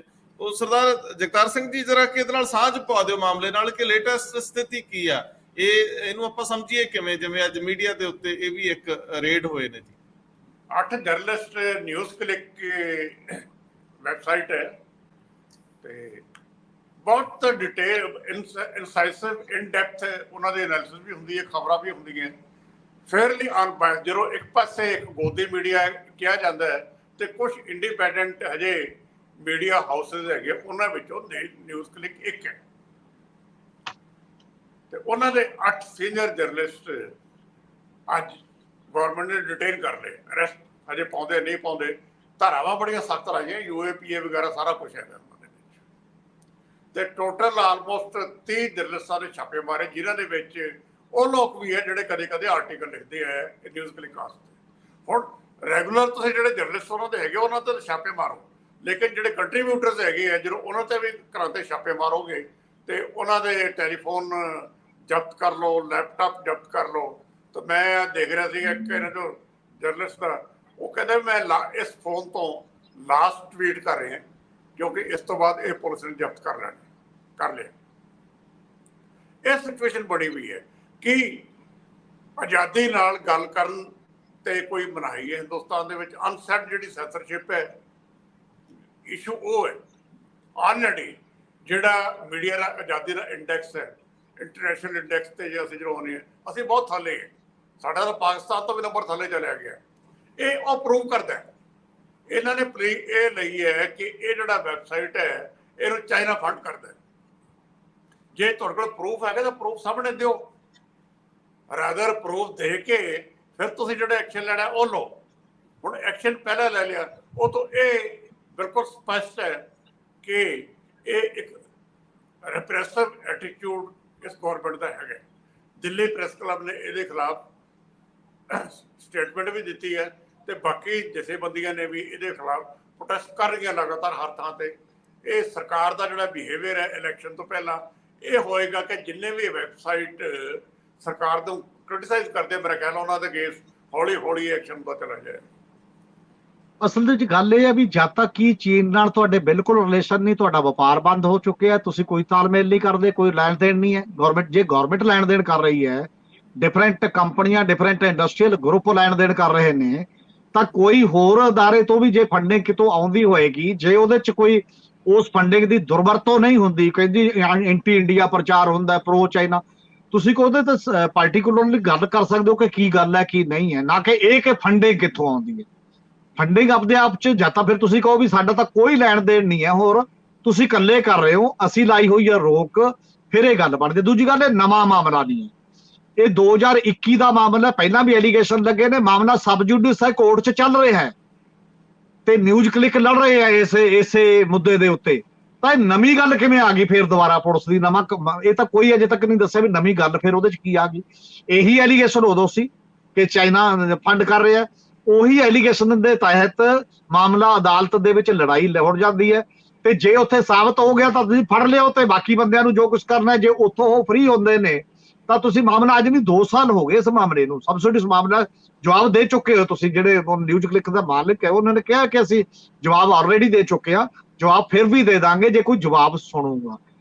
ਔਰ ਜਿਹੜੇ ਇਹ ਐਕਟ ਨੇ UAP 153 120 ਵੀ, ਇਹਦਾ ਮਤਲਬ ਟ੍ਰਾਇਲ ਚਲਾਉਣਾ ਨਹੀਂ ਹੈ, ਹਰਾਸ ਕਰਕੇ 2-2 3-3 ਸਾਲ ਜ਼ਮਾਨਤ ਨਾ ਹੋਣ ਦੇਣਾ ਹੈ ਜਿੱਥੇ ਟ੍ਰਾਇਲ ਚੱਲੂਗਾ ਹੀ ਨਹੀਂ। ਇਹ ਜਿਹੜੇ ਪੈਟਰਨ ਨੇ, ਇਹ ਪੈਟਰਨ ਕੋਈ ਦੇਸ਼ ਦੇ ਵਿੱਚ ਇਹ ਨਹੀਂ ਹੈ ਕਿ ਰੂਲ ਆਫ ਲਾ ਦੇ ਮੁਤਾਬਕ ਤੁਸੀਂ ਕੋਈ ਬੰਦੇ ਤੇ ਜੇ ਐਲੀਗੇਸ਼ਨ ਨੇ ਉਹਨੂੰ ਮੌਕਾ ਦਿੰਦੇ ਹੋ ਬਾਕੀ ਦਾ। ਇਦੋਂ ਪਹਿਲਾਂ ਭੀਮਾ ਕਰੇਗਾ ਦੇ ਬੰਦੇ ਤੁਸੀਂ ਦੇਖੋ, ਲਗਾਤਾਰ 13 ਬੰਦੇ, ਇੱਕ ਦੀ ਡੈਥ ਹੋ ਗਈ, 2 ਨੂੰ ਜ਼ਮਾਨਤ ਮਿਲੀ ਹੈ ਬਜ਼ੁਰਗੀ ਕਰਕੇ, ਸਿਹਤ ਬਹੁਤ ਜ਼ਿਆਦਾ ਖਰਾਬ ਕਰਕੇ। ਸਟੈਨ ਸਵਾਮੀ ਦੀ ਡੈਥ ਹੋ ਚੁੱਕੀ ਹੈ ਔਰ ਉਹਦੇ ਚ ਇੰਟਰਨੈਸ਼ਨਲ ਗਲੋਬਲ ਲੈਬ ਜਿਹੜੀਆਂ ਨੇ, ਔਰ ਉਹ ਨਿਊਯਾਰਕ ਟਾਈਮ ਤੋਂ ਲੈ ਕੇ ਵੱਖ-ਵੱਖ ਜਗ੍ਹਾ ਆਰਟੀਕਲ ਛਪ ਗਏ ਨੇ, ਉਹ ਕਹਿੰਦੇ ਆ ਕਿ ਰੋਨਾ ਵਿਲਸਨ ਦੇ ਕੰਪਿਊਟਰ ਦੇ ਵਿੱਚ ਕਿਸੇ ਨੇ ਬਾਹਰੋਂ ਇੰਜੈਕਟ ਕੀਤੀ ਮੇਲ, ਉਹਦੇ 'ਚ ਮੈਟਰ ਸੀਗਾ। ਉਦੋਂ ਅੱਗੇ ਉਹਨੂੰ ਪਤਾ ਵੀ ਨਹੀਂ, ਉਹਨੇ ਕਦੇ ਖੋਲੀ ਵੀ ਨਹੀਂ, ਫਿਰ ਦੂਜਿਆਂ ਨੂੰ ਵੀ ਮੇਲਾਂ ਉਹਦੇ ਤੋਂ ਗਈਆਂ ਨੇ, ਉਹਨੂੰ ਵੀ ਕੋਈ ਮੰਨਣ ਲਈ ਤਿਆਰ ਨਹੀਂ ਹੈ। ਜਾਂ ਤਾਂ ਉਹਨੂੰ ਰੱਦ ਕਰੋ ਕਿ ਫਰਾਡ ਹੈ ਜੀ, ਜਿਹੜੀ ਫੋਰੈਂਸਿਕ ਲੈਬ ਹੈ ਸਾਡੇ ਕੋਲ ਉਦੋਂ ਬਿਹਤਰ ਹੈ, ਉਦੋਂ ਵਧੀਆ ਨਾਲ ਇੱਕ ਜਾਂਚ ਕਰਕੇ ਤੁਸੀਂ ਪੈਰਲਲ ਦਿਓ, ਪ੍ਰੈਸ ਕਾਨਫਰੰਸ ਕਰੇ, ਪੁਲਿਸ ਕਰੇ ਜਾਂ ਜਿਹੜੀ ਮਰਜ਼ੀ, ਕਿ ਸਾਡੇ ਕੋਲ ਉਦੋਂ ਹੈ। ਜੇ ਉਹ ਵੀ ਤੁਸੀਂ ਕੰਡੈਮ ਕਰਨ ਦੇ ਲਾਇਕ ਨਹੀਂ ਹੋ ਕਿਉਂਕਿ ਉਹ ਗਲੋਬਲ ਮਾਨਤਾ ਪ੍ਰਾਪਤ ਸਾਡੇ ਲੈਬਸ ਨੇ, ਤਾਂ ਫਿਰ ਦੂਜੇ ਪਾਸੇ ਤੁਸੀਂ ਉਹਨਾਂ ਨੂੰ ਅੰਦਰ ਵੀ ਰੱਖਣ ਲਈ 3-3 4-4 ਸਾਲ ਤੋਂ ਰੱਖੀ ਜਾ ਰਹੇ ਹੋ। ਬੰਦਿਆਂ ਦਾ ਪ੍ਰਾਈਮ ਟਾਈਮ ਤੇ ਉਸ 'ਚ ਜਾਂਦਾ, ਉਹ ਸਕਾਲਰ ਕਿਸਮ ਦੇ, ਕਵੀ ਕਿਸਮ ਦੇ ਤੇ ਇੰਟੈਲੈਕਚੁਅਲ ਕਿਸਮ ਦੇ ਆਦਮੀ ਨੇ, ਕੋਈ ਗਨ ਫੜ ਕੇ ਥੋੜੀ ਲੜੇ ਨੇ ਕਿਸੇ ਨਾਲ ਕੋਈ ਗੱਲ ਕੀਤੀ ਹੈ ਇਹੋ ਜੀ। ਉਹੀ ਹਾਲ ਹੁਣ ਇਹਨਾਂ ਤੇ ਬੜੇ ਮਾਮਲੇ ਕੌਣ ਨੇ? ਸਭ ਤੋਂ ਇੱਕ ਜਿਹੜਾ ਮਾਮਲਾ ਪੁਰੰਜੇ ਗੁਹਾ ਠਾਕੁਰ ਦਾ, ਜਿਹੜਾ ਆਦਮੀ ਸ਼ੁਰੂ ਤੋਂ ਮੰਨਿਆ ਜਾਂਦਾ ਹੈ ਜਿਹਨੇ ਗੈਸ ਤੇ ਅਡਾਮਾਨੀਆਂ ਦੀ ਤੇ ਬਹੁਤ ਰਿਸਰਚ ਕੀਤੀ, ਅਖਬਾਰ ਨੇ ਕਿਸੇ ਨੇ ਛਾਪਣ ਤੋਂ ਮਨਾ ਕਰਤੀ, ਪਬਲਿਸ਼ਰ ਨੇ ਛਾਪਣ ਤੋਂ ਮਨਾ ਕਰਤੀ, ਆਪ ਕਿਤਾਬ ਛਪਾਈ ਹੈ ਕਿ ਕਿੱਡਾ ਵੱਡਾ ਸਕੈਂਡਲ ਹੈ ਗੈਸ ਦਾ, ਜਿਹੜਾ ਗੈਸ ਦੀ ਓਨਰਸ਼ਿਪ ਦਾ ਮਾਮਲਾ ਹੈ। ਔਰ ਜੇ ਫਿਰ ਇਹਦਾ ਮਤਲਬ ਜ਼ੁਬਾਨ ਬੰਦ ਕਰ ਦੋਗੇ ਤੁਸੀਂ ਉਹ ਸਾਰੇ ਮਾਮਲੇ ਦੇ ਵਿੱਚ ਬੰਦੇ ਨੂੰ ਨਹੀਂ ਉਹ ਕਰ ਦਿਓਗੇ। ਉਰਮਲੇਸ ਹੈ, ਅਵਿਸ਼ਾਲ ਸ਼ਰਮਾ, ਜਿਹੜੇ ਰੋਜ਼ ਬੋਲਦੇ ਨੇ, ਜਿਹੜੇ ਡਿਟੇਨ ਕੀਤੇ ਹੋਏ ਬੰਦੇ ਨੇ ਸਾਰੇ ਸਪੈਸ਼ਲ ਸੈੱਲ ਵੱਲੋਂ, ਦਿੱਲੀ ਪੁਲਿਸ ਦੇ ਵੱਲੋਂ। ਤੁਸੀਂ ਜਿੰਨਾ ਕੁ ਰਹਿੰਦਾ ਪਹਿਲਾਂ ਮੇਨ ਸਟ੍ਰੀਮ ਮੀਡੀਆ 'ਚ ਉਹਨਾਂ ਨੂੰ ਹਟਾਇਆ ਕਿਸੇ ਨਾ ਕਿਸੇ ਮਾਮਲੇ ਦੇ ਵਿੱਚ, ਉਹ ਮਾਮਲੇ 'ਚ ਉਹ ਸੀ ਜਿਹੜੇ ਵੱਡੇ ਮੈਗਜ਼ੀਨਾਂ ਦੇ ਐਡੀਟਰ ਰਹੇ ਨੇ, ਵੱਡੇ ਅਖਬਾਰਾਂ ਦੇ ਐਡੀਟਰ ਰਹੇ ਨੇ ਇਹ ਬੰਦੇ ਕਿਸੇ ਜ਼ਮਾਨਿਆਂ ਦੇ ਵਿੱਚ, ਕਈ ਇਹਨਾਂ 'ਚੋਂ। ਤੇ ਤੁਸੀਂ ਹੁਣ ਉਹਨਾਂ ਨੂੰ ਜਦੋਂ ਉਹਨਾਂ ਦੇ ਸਾਹਮਣੇ ਕਰੋਗੇ ਤਾਂ ਬਾਕੀਆਂ ਨੂੰ ਡਰਾਉਣ ਧਮਕਾਉਣ ਦਾ ਹੀ ਚੱਲਣਾ ਨਾ। ਛੋਟੇ ਬੰਦੇ ਜਿਹੜੇ ਬਾਕੀ ਹੋਣਗੇ ਅਗਲਾ ਕਹਿੰਦਾ ਜਦੋਂ ਉਹਨਾਂ ਤੱਕ ਚਲਾ ਗਿਆ ਤੇ ਬਾਕੀ ਕੀ ਕਰਨਗੇ ਜੀ। ਇਸ ਲਈ ਹੱਦ ਪਾਰ ਕਰਨ ਦਾ ਜਿਹੜੇ ਨੌਬਤ ਆਉਂਦੀ ਹੈ ਇਹ ਬੜੀ ਖਤਰਨਾਕ ਹੁੰਦੀ ਹੈ। ਇਦੋਂ ਪਹਿਲਾਂ ਤੁਸੀਂ ਦੇਖੋ ਮਨੀਪੁਰ ਤੇ ਜੋ ਹੋਇਆ, ਮਨੀਪੁਰ ਤੋਂ ਐਡੀਟਰਜ਼ ਗਿਲਡ ਦੇ ਸੰਪਾਦਕਾਂ ਤੇ ਜੋ ਹੋਇਆ, ਉਹ ਤਾਂ ਸੁਪਰੀਮ ਕੋਰਟ ਚਲੇ ਗਏ, ਉਹਨਾਂ ਨੇ ਰਾਹਤ ਦੇਤੀ, ਉਹ ਇੱਕ ਅਲੱਗ ਗੱਲ ਹੈ। ਬਾਕੀ ਦੇ ਮਾਮਲਿਆਂ ਦੇ ਵਿੱਚ ਜਦੋਂ ਸਾਰੇ ਵੱਡੇ ਵੱਡੇ ਬੰਦੇ ਜੋ ਰਿਪੋਰਟ ਕਰ ਰਹੇ ਨੇ, ਤੁਸੀਂ ਉਹਨਾਂ ਦੀ ਰਿਪੋਰਟ ਨੂੰ ਕਾਊਂਟਰ ਕਰੋ। ਜੋ ਉਹ ਫਾਈਨਾਂਸ ਲੈ ਕੇ ਵੀ ਜੋ ਕਰ ਰਹੇ ਨੇ, ਜੋ ਛਾਪ ਰਹੇ ਨੇ, ਉਹਨਾਂ ਨੂੰ ਕਾਊਂਟਰ ਕਰੋ ਆਪਣੇ ਤੱਥਾਂ। ਗਵਰਨਮੈਂਟਾਂ ਕੋਲ ਤਾਂ ਤੱਥ ਦੂਜਿਆਂ ਨਾਲੋਂ ਹਮੇਸ਼ਾ ਜ਼ਿਆਦਾ ਹੁੰਦੇ ਨੇ, ਉਹ ਤੱਥ ਲੋਕਾਂ ਦੇ ਸਾਹਮਣੇ ਦੱਸੋ। ਡੈਮੋਕ੍ਰੇਸੀ ਦੇ ਵਿੱਚ ਲੋਕ ਆਪ ਹੀ ਕਹਿ ਦੇਣਗੇ ਕਿ ਜੋ ਕਰ ਰਹੇ ਨੇ ਬੰਦੇ ਨਹੀਂ ਠੀਕ ਕਰ ਰਹੇ ਤੇ ਗਲਤ ਕਰ ਰਹੇ ਨੇ, ਇਹਨਾਂ ਦਾ ਨਹੀਂ ਹੈ ਇਹਨਾਂ ਕੋਲ ਕੋਈ ਗੱਲ। ਹਾਂ, ਜੇ ਉਹਨਾਂ ਨੇ ਲਿਖਿਆ ਗਲਤ ਹੈ ਤਾਂ ਤੁਹਾਡੇ ਕੋਲ ਡੈਫਾਮੇਸ਼ਨ ਦਾ ਕੇਸ ਕਰਨ ਦਾ, ਮਾਨਹਾਨੀ ਦੇ ਕੇਸ ਕਰਨ ਦਾ ਰਾਈਟ ਹੈ। ਦੂਜੇ ਕਾਨੂੰਨਾਂ ਦੇ ਤਹਿਤ ਉਹ ਕਰ ਦੋ, ਮਾਨਹਾਨੀ ਦਾ ਕੇਸ ਸੰਪਾਦਕਾਂ ਤੇ ਵੀ ਹੋ ਸਕਦਾ, ਮਾਲਕਾਂ ਤੇ ਵੀ ਹੋ ਸਕਦਾ। ਇਸ ਲਈ ਉਹ ਨਾਰਮਲ ਲਾ ਜਿਹੜੇ ਤੁਸੀਂ ਛੱਡ ਕੇ ਜਿਹੜੇ ਇਸ ਕਿਸਮ ਦੇ ਕਾਨੂੰਨਾਂ ਦੇ ਤਹਿਤ ਲਿਆ ਰਹੇ ਹੋ, ਤਾਂ ਇਹ ਦੁਨੀਆ ਦੀ ਸਭ ਤੋਂ ਬੜੀ ਡੈਮੋਕ੍ਰੇਸੀ 'ਚ ਡੈਮੋਕ੍ਰੇਸੀ ਦੀ ਸੰਘੀ ਘੁੱਟਣ ਦਾ ਕੁਐਸਚਨ ਹੈ। ਇਸੇ ਕਰਕੇ ਕਿਹਾ ਜਾ ਰਿਹਾ ਕਿ ਇੰਡੀਆ ਜਿਹੜਾ ਇਲੈਕਟੋਰਲ ਅਰਿਸਟੋਕ੍ਰੇਸੀ ਵੱਲ ਵੱਧ ਰਿਹਾ ਹੈ। ਇਹ ਚੋਣ ਤਾਂ ਹੋ ਰਹੀ ਹੈ, ਪਰ ਚੋਣ ਦਾ ਰੁਖ ਜਿਹੜਾ ਉਹ ਤਾਨਾਸ਼ਾਹ ਰਜੀਮ ਦੇ ਵੱਲ ਹੈ, ਉਹ ਕੋਈ ਨਾਰਮਲ ਰਜੀਮ, ਡੈਮੋਕ੍ਰੇਟਿਕ ਰਜੀਮ ਦੇ ਵੱਲ ਨਹੀਂ ਹੈ। ਔਰ ਕਿੱਥੇ ਤੁਸੀਂ ਸੁਪਰੀਮ ਕੋਰਟ ਦੀ ਗੱਲ ਹੈ, ਜੱਜ ਸੁਪਰੀਮ ਕੋਰਟ ਦੇ ਚੀਫ ਜਸਟਿਸ ਕਹਿ ਦਿੰਦੇ ਨੇ ਕਿ ਇਲੈਕਸ਼ਨ ਕਮਿਸ਼ਨ ਦਾ ਚੀਫ ਕਮਿਸ਼ਨਰ ਤੇ ਕਮਿਸ਼ਨਰ ਚੁਣਨ ਦੇ ਲਈ ਚੀਫ ਜਸਟਿਸ ਹੋਏਗਾ ਕਮੇਟੀ 'ਚ, ਤੁਸੀਂ ਪਾਰਲੀਮੈਂਟ 'ਚ ਉਹਨੂੰ ਰਿਜੈਕਟ ਕਰ ਦਿੰਦੇ ਹੋ ਕਿ ਤੁਸੀਂ ਨਹੀਂ ਹੋਵੋਗੇ ਜੀ। ਉਹ ਕਹਿੰਦਾ ਪੈਗਾਸਸ ਤੇ ਤੁਸੀਂ ਸਾਨੂੰ ਦਿਓ ਐਫੀਡੈਵਿਟ ਕਿ ਤੁਸੀਂ ਉਹ ਲਏ ਨੇ ਇੰਸਟਰੂਮੈਂਟ ਜਾਂ ਨਹੀਂ ਲਏ। ਉਹ ਕਹਿੰਦੇ ਦੇਸ਼ ਦੀ ਸਿਕਿਉਰਿਟੀ ਦਾ ਸਵਾਲ ਹੈ, ਅਸੀਂ ਨਹੀਂ ਦਿੰਦੇ ਜੀ। ਤਾਂ ਕਿਹੜੀ ਡੈਮੋਕ੍ਰੇਟਿਕ ਗਵਰਨਮੈਂਟ ਹੋਏਗੀ ਨਾ। ਇਹ ਬਹੁਤ ਇੱਕ ਓਵਰਆਲ ਨਜ਼ਰੀਆ ਹੈ, ਇਹ ਇਕੱਲਾ ਕੁਝ ਪੱਤਰਕਾਰਾਂ ਦਾ ਸਵਾਲ ਨਹੀਂ ਹੈ। ਇਹ ਠੀਕ ਹੈ ਗੱਲ ਕਿ ਪੱਤਰਕਾਰਾਂ ਨੇ, Delhi press club of India ਨੇ ਇਹਦੀ ਨਿੰਦਾ ਕੀਤੀ ਹੈ, ਹੋਰ ਬਹੁਤ ਮੀਡੀਆ ਆਰਗੇਨਾਈਜੇਸ਼ਨਾਂ ਨੇ ਕੀਤੀ ਹੈ, ਪਰ ਕੱਲਾ ਇੰਨੇ ਨਾਲ ਨਹੀਂ ਚੱਲੂ। ਜਿਹੜੀਆਂ ਪੋਲੀਟੀਕਲ ਧਿਰਾਂ ਨੇ, ਜਿਹੜਾ ਸਮਾਜ ਹੈ, ਜਿਹੜੇ ਸਿਟੀਜ਼ਨਜ਼ ਨੇ, ਜੇ ਉਹ ਚਾਹੁੰਦੇ ਨੇ ਨਿਰਪੱਖ ਇਨਫੋਰਮੇਸ਼ਨ, ਜੇ ਉਹ ਚਾਹੁੰਦੇ ਨੇ ਕਿ ਇੱਥੇ ਡੈਮੋਕ੍ਰੇਟਿਕ ਵੈਲਿਊ ਸਿਸਟਮ ਬਚਿਆ ਰਹੇ, ਤਾਂ ਉਹਨਾਂ ਸਭ ਨੂੰ ਆਵਾਜ਼ ਉਠਾਉਣੀ ਪਏਗੀ ਇਹਦੇ ਮੁਕਾਬਲੇ। ਕੁਝ ਵਿਰੋਧੀ ਪਾਰਟੀਆਂ ਨੇ ਤਾਂ ਵਿਰੋਧ ਵੀ ਕੀਤਾ, ਕਾਂਗਰਸ ਸਮੇਤ ਕੁਝ ਪਾਰਟੀਆਂ ਨੇ ਤਾਂ ਵਿਰੋਧ ਕੀਤਾ। ਬਹੁਤ ਮਿਹਰਬਾਨੀ, ਬਹੁਤ ਧੰਨਵਾਦ। Thank you. ਸ਼ੁਕਰੀਆ ਜੀ।